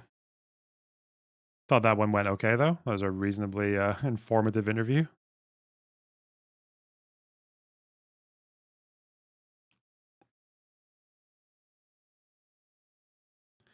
That's a weird argument. Like drinking is a fundamental part of being British. Again, no one for immigrants. Like as long as they're okay with other people drinking, like maybe there are. I've heard people reference this, but I don't know what they're referring to.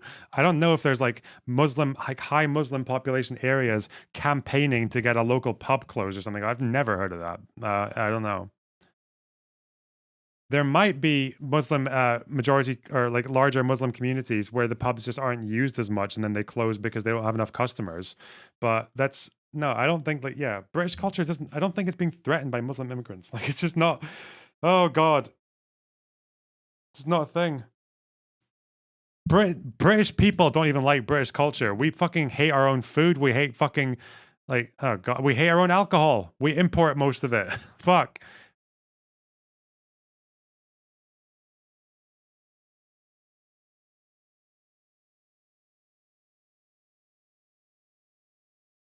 Anyway, I really need the bathroom, okay? And then we're gonna maybe look at more Israel footage from the next day, because the next day we met Yair Golan and Elon Levy, the ex-Israeli spokesperson, in a van.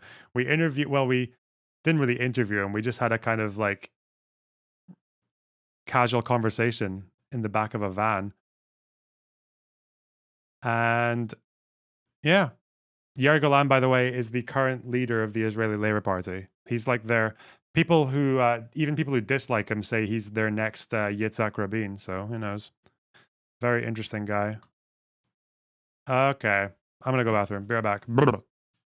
I'll probably watch something first. Do some memes. Who knows? Who knows? Apostate prophet would be a fire debate on this topic. What, the Great Replacement? Is he a Great Replacement theorist? Maybe. I don't think he is. He probably does have concerns about immigration to Europe from the Muslims. Yeah, he probably does believe that. But it depends, because like concerns are not a problem. The problem is calling it a fucking invasion and saying we need to block all immigration and all this shit. Yeah, that's the problem. You can talk about concerns. Clearly, some countries handle it worse than others. What am I gonna watch? Hang on. I don't think I have any other edited segments to show you guys today. Oh, fuck it. I'm just going to go to the bathroom. Be right back. Bye.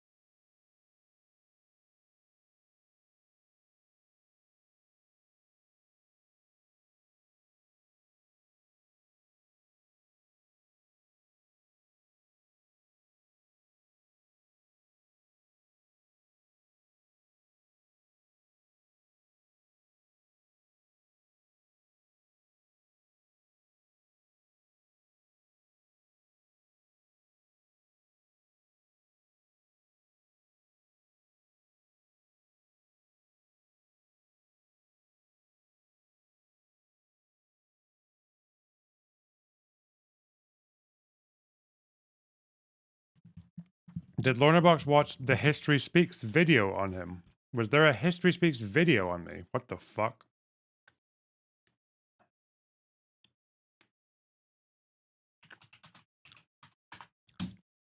I know there was a 20 tweet thread. No, I don't see any video. I see his oldest video is, the most recent video is 5 months ago.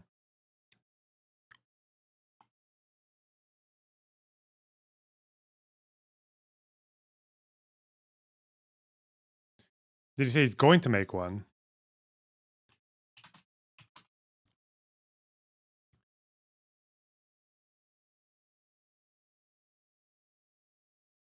Where's this thing?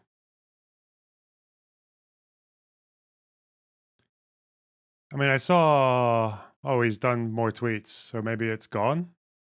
No, yeah, I saw this. 1 out of 20. The guy's fucking insane. It's too the fuck, and it's like he's got like little pictures for each of them as well. It's just he needs to get premium if he wants to. He should get the check mark. What is this triangle?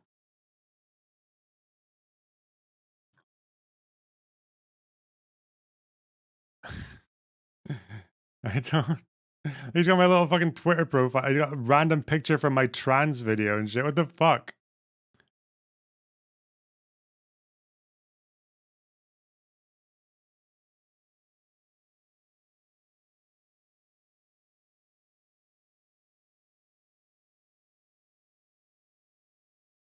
Yeah, fucking waste of time. The guy's yeah, he's insane. He's I think he's mentally ill. I don't. Okay.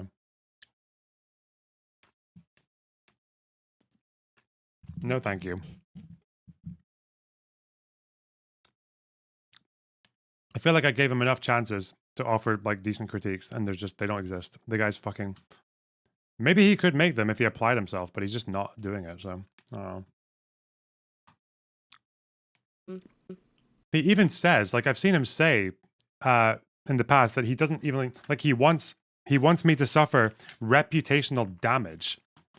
It's like he's not even interested in providing critique. He's literally got an agenda to fucking bring me down or whatever. Like, yeah, fucking hell. Why would I bother? What is it? Will you watch the I Net Wilf discussion? Nah. Boring. Look who's streaming, guys. Look who's decided to stream today all of a sudden. It's our Zionist space queen. Oh shit. What's she saying?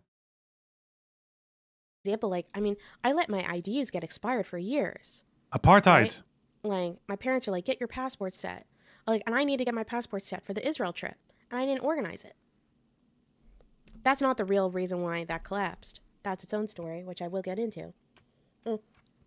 But I hate dealing with bureaucracy, and I have like a historical tendency that when I don't want to deal with something, I avoid it. Like an instinct. I like avoid it. I put on my headphones, pretend it doesn't exist. It's a very childlike way of dealing with the world. Just like you do with the apartheid genocide. Zionist white supremacy. Yeah, I don't know. Okay. That's cool. That's cool that she's back to streaming.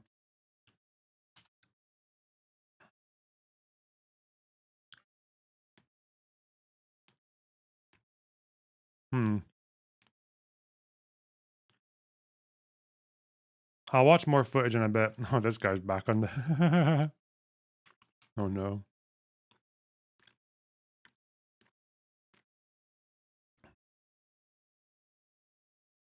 What's this?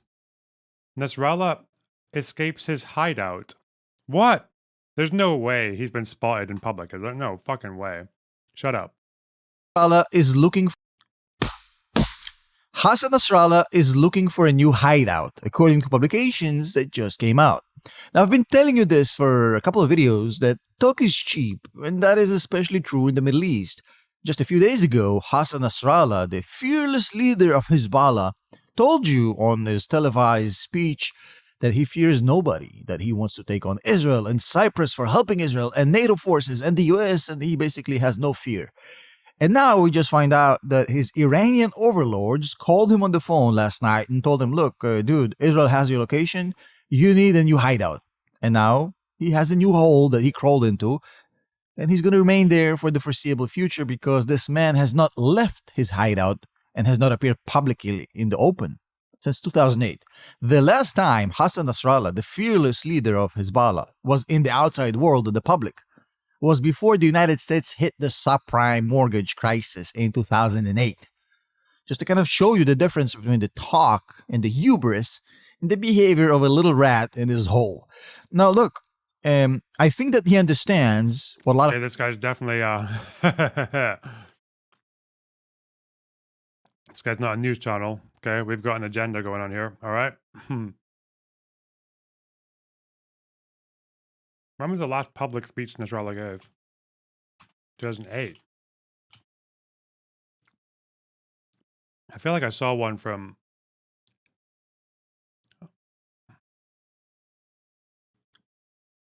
Was he not talking about fighting in Syria? That would have been in after 2008, no? When was this?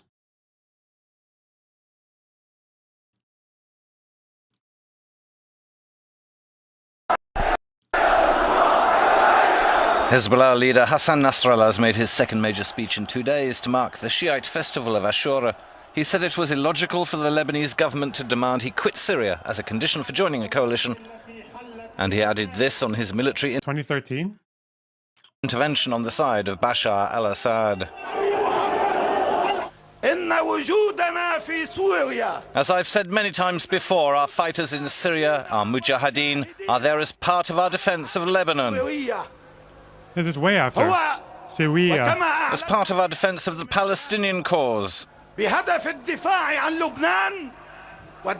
defense of Syria, the bastion of Palestinian resistance.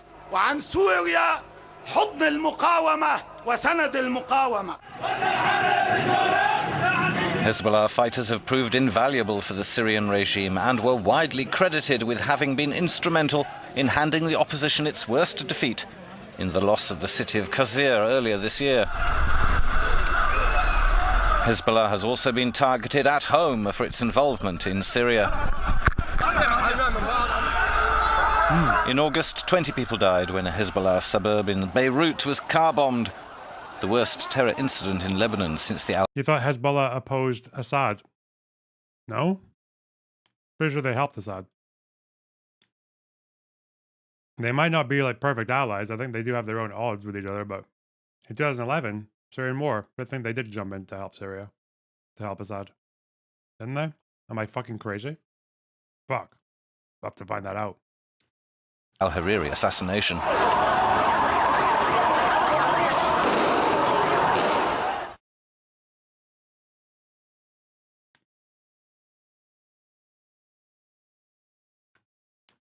You're right.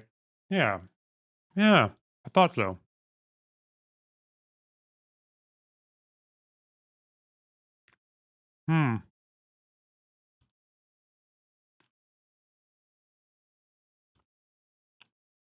of people already understood that Israel is going to have a very different approach to the war with Hezbollah than they had in Gaza. Gaza had a lot of complexities. It's not really a sovereign country, a lot of civilians. It's a complex situation. Lebanon is a massive country. It is a sovereign country, and it's been firing rockets to Israel for, about 6 to 8 months. And this It's a massive country, bro. Lebanon's not fucking compared to what? Middle East?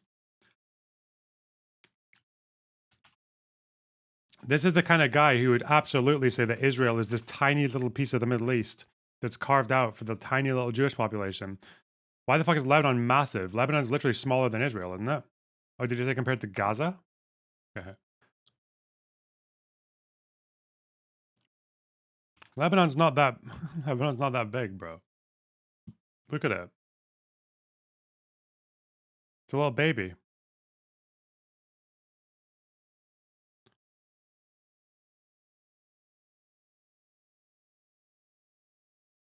Look at it. Little fucking Bubba Nation. Fuck me.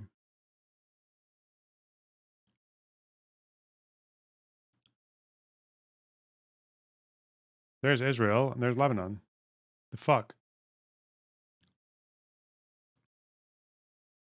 This is a full war between two nations. Now, a lot of people who have no idea what they're talking about, no military experience, no geopolitical understanding, in fact, very diminished brain power. That's me. They talk about the horrendous things that Israel has done in Gaza. And yet, any military person will tell you that they've been very gentle with Gaza compared to what could have been if this was Russia fighting against Hamas. So this time in Lebanon is going to be completely different, and Nasrallah understands this. Israel's going to try to take out the entire military. Lebanon's the most powerful country in the region. True. The Lebanese powerhouse. The fucking dragon of the Middle East. Military command of Hezbollah and the entire rocket sector that they have right up on the border to prevent any sort of preemptive strike by Hezbollah. The Israelis have better intel, better execution abilities, better air force, etc., etc. So they're not going to be gentle about it. It's going to be a massive hellfire unleashed on Lebanon within the first few hours to kind of preemptively stop Hezbollah from causing major damage. And they're going to target Hezbollah leaders. Make no mistake about it. This guy's not a news channel. This guy's fucking mental. Okay. Nice one. He sounds so Dutch as well. Don't like those accents. Can't have a Dutch accent. No way. Not allowed. Illegal. Was October 7th an inside job? Are people really going with this now? Is this really the new line? Do I have to take it seriously? I don't want it to. There's no way. Is it going to be, they knew it was going to happen, they let it happen, so they could use an excuse to ethnically cleanse Gaza and take over the much coveted Gaza Strip, the thing that Israelis really want to conquer. Like, fuck.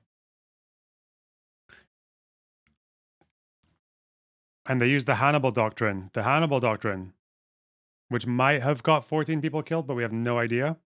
Also, it doesn't have anything to do with killing civilians. If it exists at all anymore. Fuck knows. The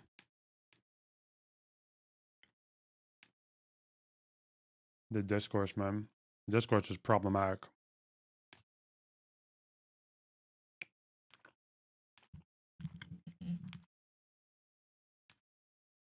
All right.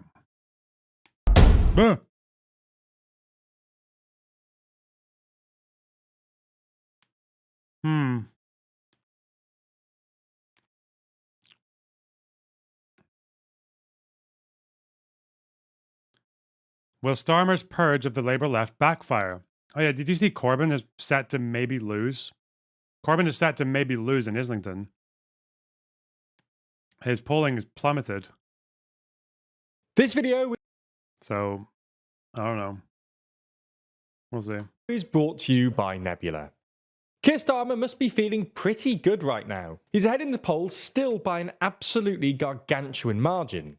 So far, he hasn't had any major election gaffes, and the only negative press he's really had so far on the campaign trail is the accusation that he's presided over a purge of the left in the Labour Party. Now, this accusation originally surfaced in the context... Did someone mention econ? Oh yeah, I might need lots of help today when I go over the economic reviews of the manifestos. Fuck. ...of Diane Abbott, when it was claimed that she was only readmitted to the party on the condition that she couldn't stand as a Labour MP in the election. After a bit of back and forward, Abbott was allowed to stand as a candidate, but only after some on the left highlighted other instances of what they claim are examples of a left-wing purge perpetuated by Starmer. So in this video, we're going to have a look at the accusations that a left-wing purge is underway, by first having a look at how much power the Labour leader really has in candidate selection, before moving on and having a look at specific instances where left-wing candidates have been deselected. Before we start, if you haven't already, please consider subscribing and ringing the bell to stay in the loop and be notified when we release new videos. Now, it's worth acknowledging to start with how the Labour Party usually selects its candidates. The system is designed to strike a delicate balance between the National Executive Committee, or NEC, and local constituency Labour parties. Outside of elections, local parties have a lot more power, whereas in the run-up to the election, particularly if the campaign is short, the NEC gives itself significantly more power. In candidate selection outside of an election campaign, individuals in the party apply to be a candidate. The only real restriction on this is that the individual needs to have had 12 months of continuous membership of the party, and they need to be a member of a trade union. The NEC then provides a long list of candidates for the constituency, ensuring that at least 50% of the candidates are women and that they include at least one minority ethnic candidate. Okay. The local parties then shortlist this, again ensuring that 50% of the candidates are women and that there's at least one minority ethnic candidate. A hustings is then held in the constituency amongst the remaining candidates, using the alternative vote system. This means that people rank their candidates in order of preference, with the candidate receiving the fewest first preference votes being eliminated and votes being redistributed to the second preference candidate, and this continues until someone has a majority. Now, as you can see though, the NEC still does have some power in candidate selection, specifically in the Sheer Govarmer. True. long listing. It appears that in the last few years, the party management has been keen to get a tighter grip on candidate selection. One MP who spoke to Katie Balls at The Spectator claimed that a focus on ideology under Corbyn led to a range of crazy candidates. For example, back in the run-up to the 2017 general election, the party selected Jared O'Mara to contest the Sheffield Hallam constituency, the former constituency of Nick Clegg. Oh. Swiftly after the election, O'Mara was discovered to have made a bunch of problematic comments online and had the whip removed. He sat... What? Jamie Coleman Morrissey, homophobic post. as What do you an say? independent, and was eventually convicted on 6 counts of expenses fraud to fund his cocaine habits. Jesus. To try and reduce the chances of a repeat of anything like this, each applicant now has to disclose all of their social media accounts, which are then checked for anything potentially problematic. Okay. Now, some believe this to be Oh, fair, well. and is There goes my Labour MP list. Never getting in Parliament now, guys. Fuck. essential in order to protect the image of the party. Others, though, think that it's simply a way for Starmer to ensure that the party is built in his image. This becomes more apparent when you look at how candidates are selected in the run-up to the general election. In essence, if there were any constituencies without a candidate upon the announcement of a snap election, the NEC takes complete control of the candidate selection process. The reason is that in the run-up to an election, there just isn't the time to go through this rather lengthy process. At the start of this election campaign, Labour had 100 constituencies left without a candidate. The NEC set their deadline as Tuesday the 4th of June to fill them, knowing that they had to submit all of their paperwork for candidates by 4 p.m. on Friday the 7th of June. In essence, this means that the NEC had total effective control over candidate selection in these 100 seats. And, well, people have criticised Starmer for using this effective control to install some of his closest allies as Labour candidates. For example, Heather Iqbal, a former advisor to Shadow Chancellor Rachel Reeves, was selected for the new constituency of Dewberry and Batley. Similarly, Chris Ward, Keir Starmer's former deputy I think chief... they have a word for these people. They're called carpetbaggers. Fucking you know what a carpetbagger is? A carpetbagger is someone who goes and runs in a constituency that's a safe seat for the party, but that they don't know anything about. So it'd be like if I went down to fucking Bath and they were like, Bath's a safe Labour seat. Just go there, Lorna Box. You'll be fine. I'm like, yes, I will stand for the people of Bath, even though I don't know anything about fucking Bath. Yeah. Carpetbagger.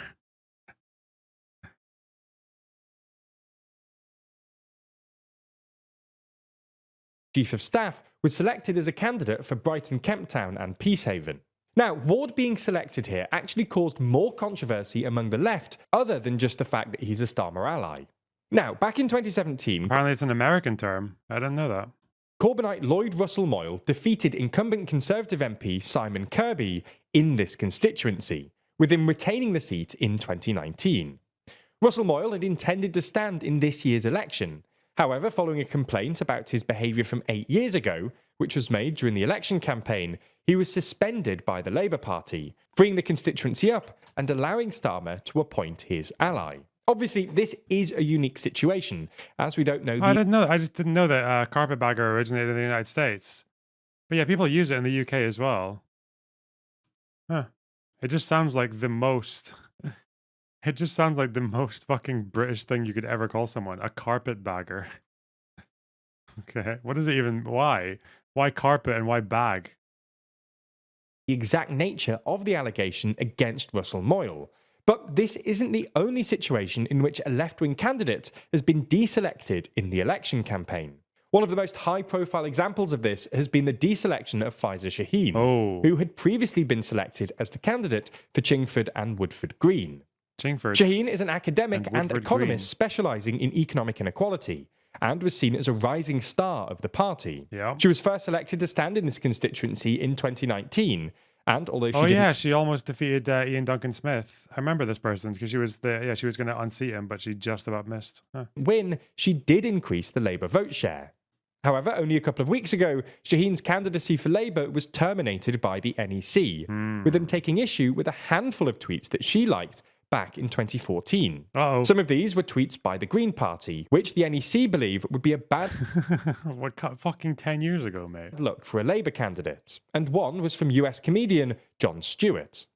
The tweet is of a clip from The Daily Show, and is something that's... Oh, the Israel lobby. Ah. Uh-oh. Some are viewed as anti-Semitic. Shaheen has now opted to stand in the constituency as an independent, meaning that incumbent Conservative Ian Duncan Smith stands a much better chance of retaining the I seat. hate this guy so much. Ian Duncan shit. Oh, God. Now, to an extent, all leaders want to reshape the party in their own image. However, the question is whether, given all of the examples we've given, Starmer has gone too far. Ultimately, that's not for us to judge, though, and whether you think he has will likely depend on your own political ideology. I'm British, I'm voting reform. Actual British people support Israel 100%. I don't know what voting reform has to do with supporting Israel. Like, every party in the UK supports Israel, apart from maybe the Greens. Okay. The fuck? That's not the end of the story, though. Well, that's not why you're voting reform. You're not voting reform because you want more support for Israel. Like, stop lying. Why are you voting reform? I want to know. The David. And if you want to continue learning more, then check out Nebula News. Nebula News is our joint venture with Nebula, where the TLDR team curates a selection of videos that matter most in the world right now. No more feeling out. Okay, nice one. Good ad. God, that ad takes up 2 minutes of the video. Okay. SNP? Yeah, kind of. But like SNP even have toned down since Hamza's left, so. David, one in Twitch chat. Why are you voting reform? Why are you doing that?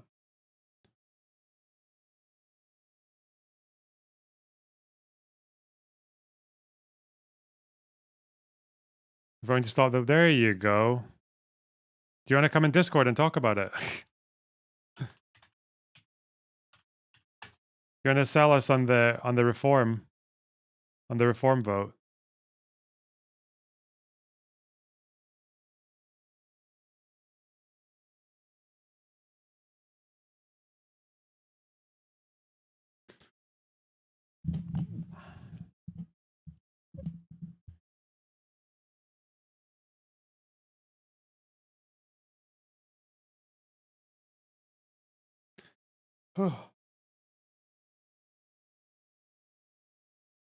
Is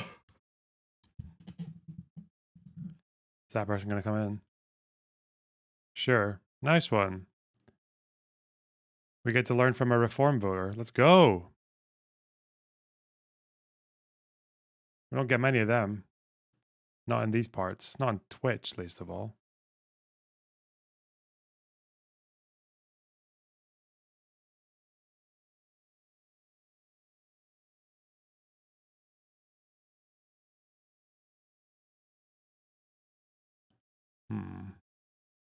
Hang on.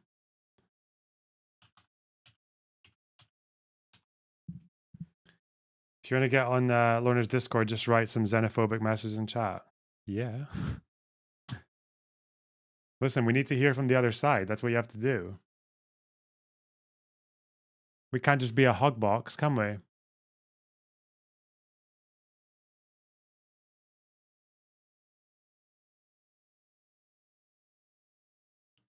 Can't do Discord right now, but save the link for later. Yeah, whenever you want to. We'll probably read a bit about reform in a little bit.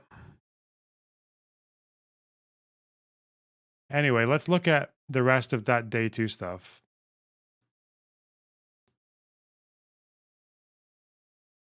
So this was us meeting Mr. Kadar. This is post, threat, post, walk, fan, cat, beach. Okay. That's a different. Discord is fine, but you are free bunny ip. Yeah, fuck it. I'll talk to them. Let's go.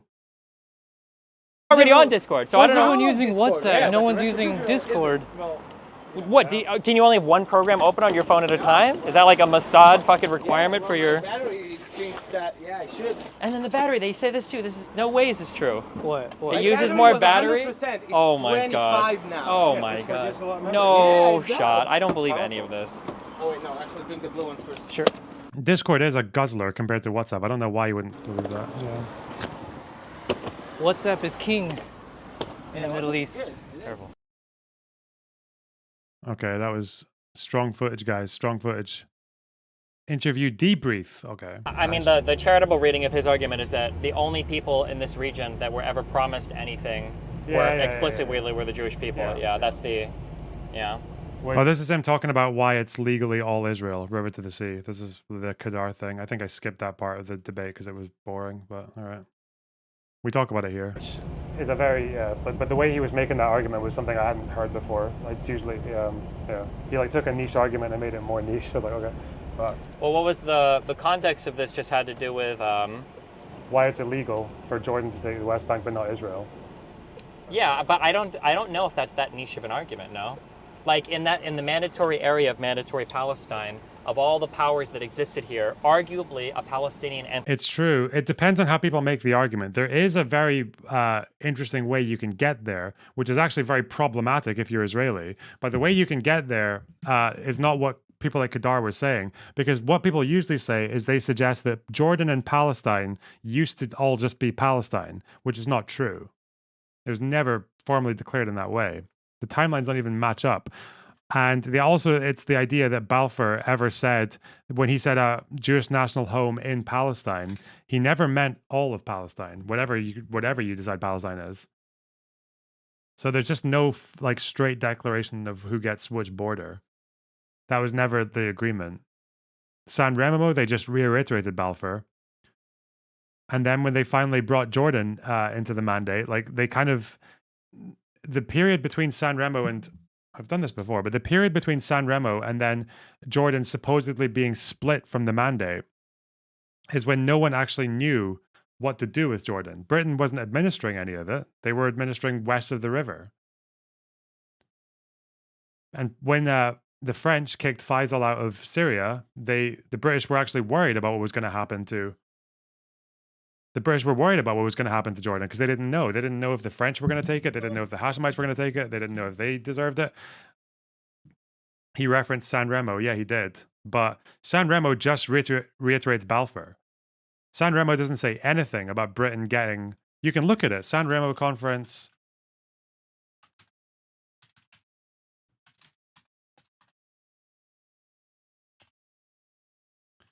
Yeah, you can look at the text for the San Remo conference resolution.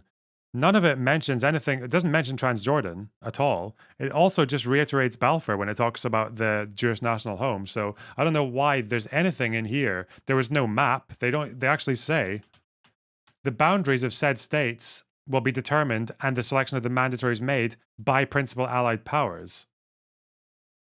Anyone else dropping frames? Fuck me. I don't know why I'm dropping. I turned the... Yeah, it's like stuck. I didn't know it was doing that to you guys because it's showing the frame rate is still high here, but it's also red. I think that might be why we've been lower in viewers lately. It's choppy. That's not good. We kind of have a choppy internet. I know if I turn my internet off and I come back to stream, most people won't come back because they'll go to other streams. Oh no. But it's been doing this for 3 days now, so there's something wrong. I don't know what it is, but... I wonder what that could be.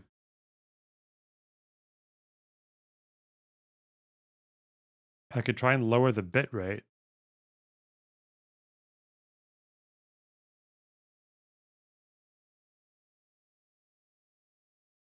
Let's try this. I have no idea. I might end up destroying my stream, but we'll see. Careful, guys.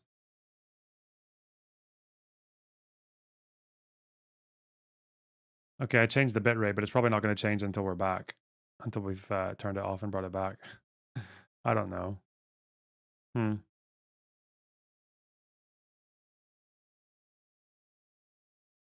You know what? I might just have to troubleshoot that. It's all right now. It's not, though. I can see the drop frames numbers going up. It always happens when I'm a little bit into a stream.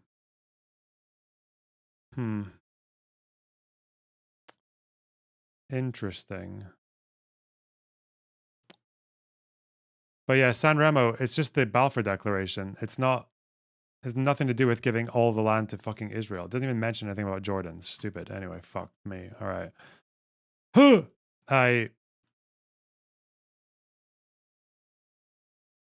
if I do a speed test?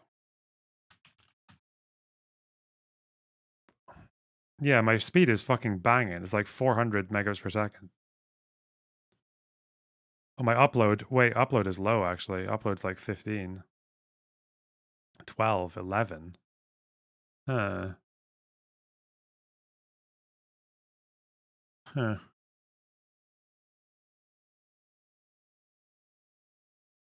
Hamas is the lesser evil. If they had all the power, there would be no apartheid. Read Hamas's charter.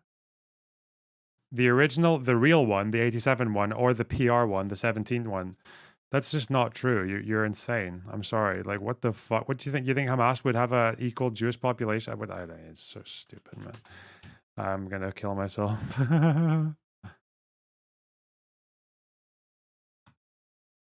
Okay, I'll tell you what I'm gonna do. Is it a bandwidth thing? I don't know. So I'll show you what's happening.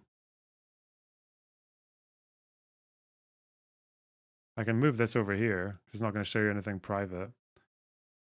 If you look here, the problem is this thing is just bouncing around. It should be at 6K, 6 KB per second, but it's just like shuffling. And I don't know why. See that it's even going up, but it's not actually dropping completely. So I don't know why this is showing up as frame drops. Is this because it's not consistent? I don't know why. Why would it do that?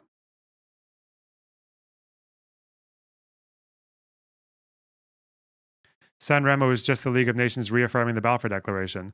For the rest of the region, it talks about what they're going to do with it. Says the borders will be discussed at a different time. So they haven't decided the borders yet. But yeah, basically, yeah.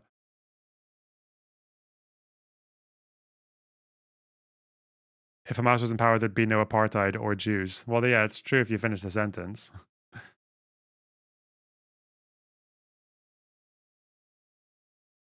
Huh. Cables? Could cables be doing this? Really? It's not an old Ethernet cable. You think an old cable would do this?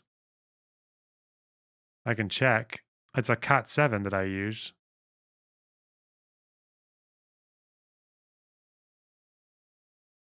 In Haiti, they were afraid to allow slaves freedom. It's just, okay, just a rule of thumb. Don't make analogies to Israel-Palestine. Don't do it. Because none of them work. Palestinians are not slaves. Just don't do it. Don't do it. Don't even compare it to South Africa. Because if you do that, it's probably because you don't know what the fuck you're talking about. Depending on which parameters you're using. The video is choppy, your audio is still crystal. Huh. Too many open windows? I don't think it's that. Is it VLC? Okay, I've closed VLC. I don't think I have a bunch of shit running over in the background. See Task Manager. There's not that much running in the background. My CPU usage is like 15%, 14. Memory usage, 19%.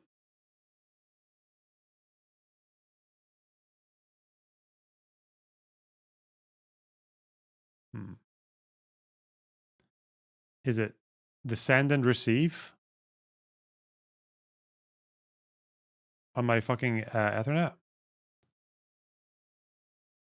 Huh. Bruh. Just turn off your camera. Shut up.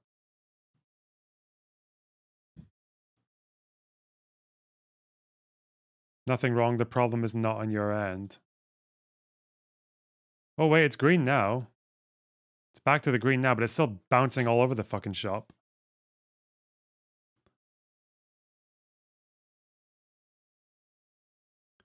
I might just restart the fucking box. I might just do that.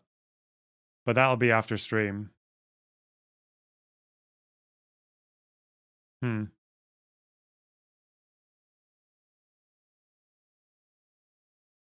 I don't know, though. It's fine now.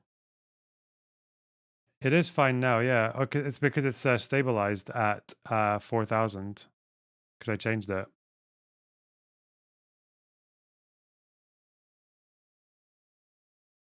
Yeah.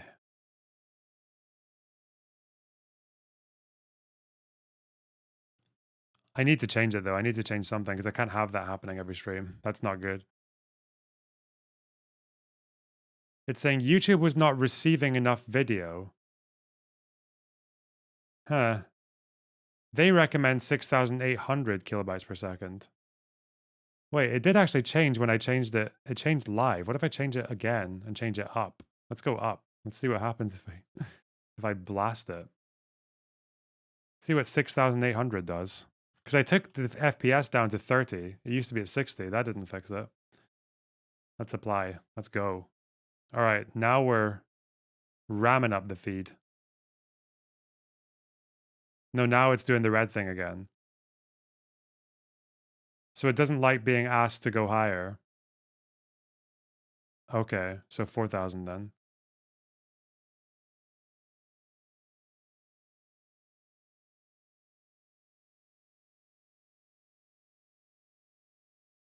Now we're back to 4K? Hmm. It's definitely an internet problem. It's like an upload speed then, isn't it? It's an issue with the upload speed.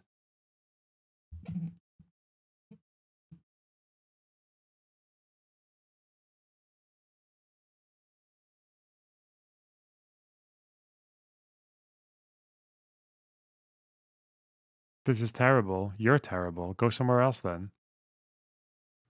You're a terrible viewer. What kind of contribution is that? It's so negative. Fuck. Are those Israel vids not compressed yet? No, but that's not the reason. Because it's been happening even without the Israel videos. If you blink between each stutter, it looks fine. Listen.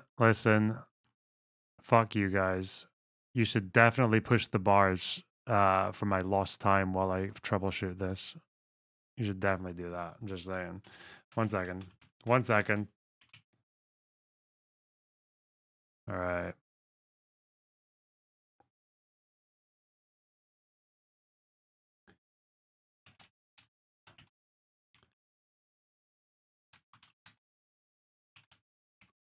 One second. All right. I need to get this fucking thing sorted.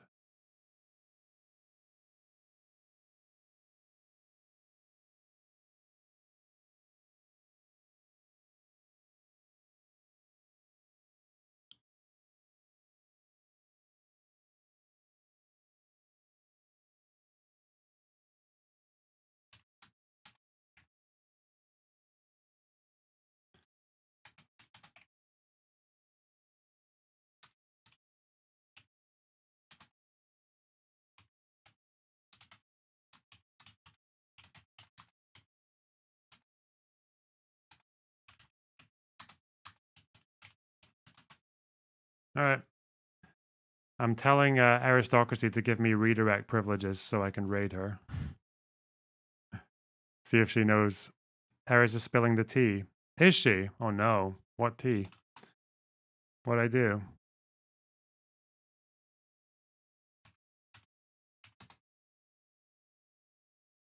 And particularly, there was an anxiety for Loner Box landing in Israel. Uh-oh.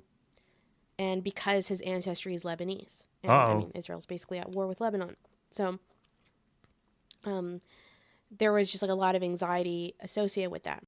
Now, there were some logistical issues associated with it. So like there was like a plan that I was going to fly to Heathrow in London, and then I'd meet Loner Box there, and then we'd probably fly together and maybe meet Destiny there.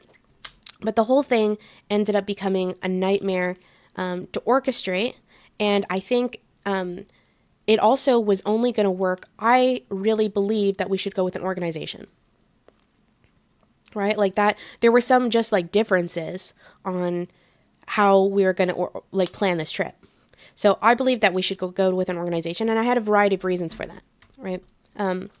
Organizations are weird, man. An organization could make sure that everyone's visas and everyone's shit, and like that was orchestrated and organized, which in Israel, if you don't know, like the security and all of that can be hell.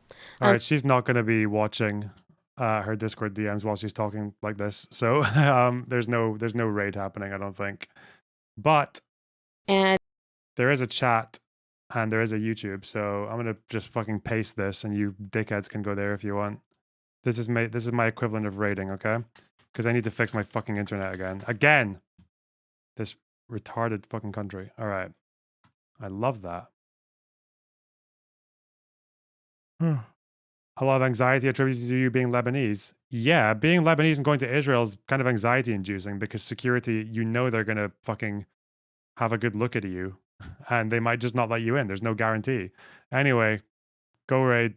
I'm going to fuck off because I need to fix my internet. Bye-bye, guys. I love you. Blah, blah, blah. I might upload a segment today as well, so look out for that. Fuck this fucking internet shit. All right.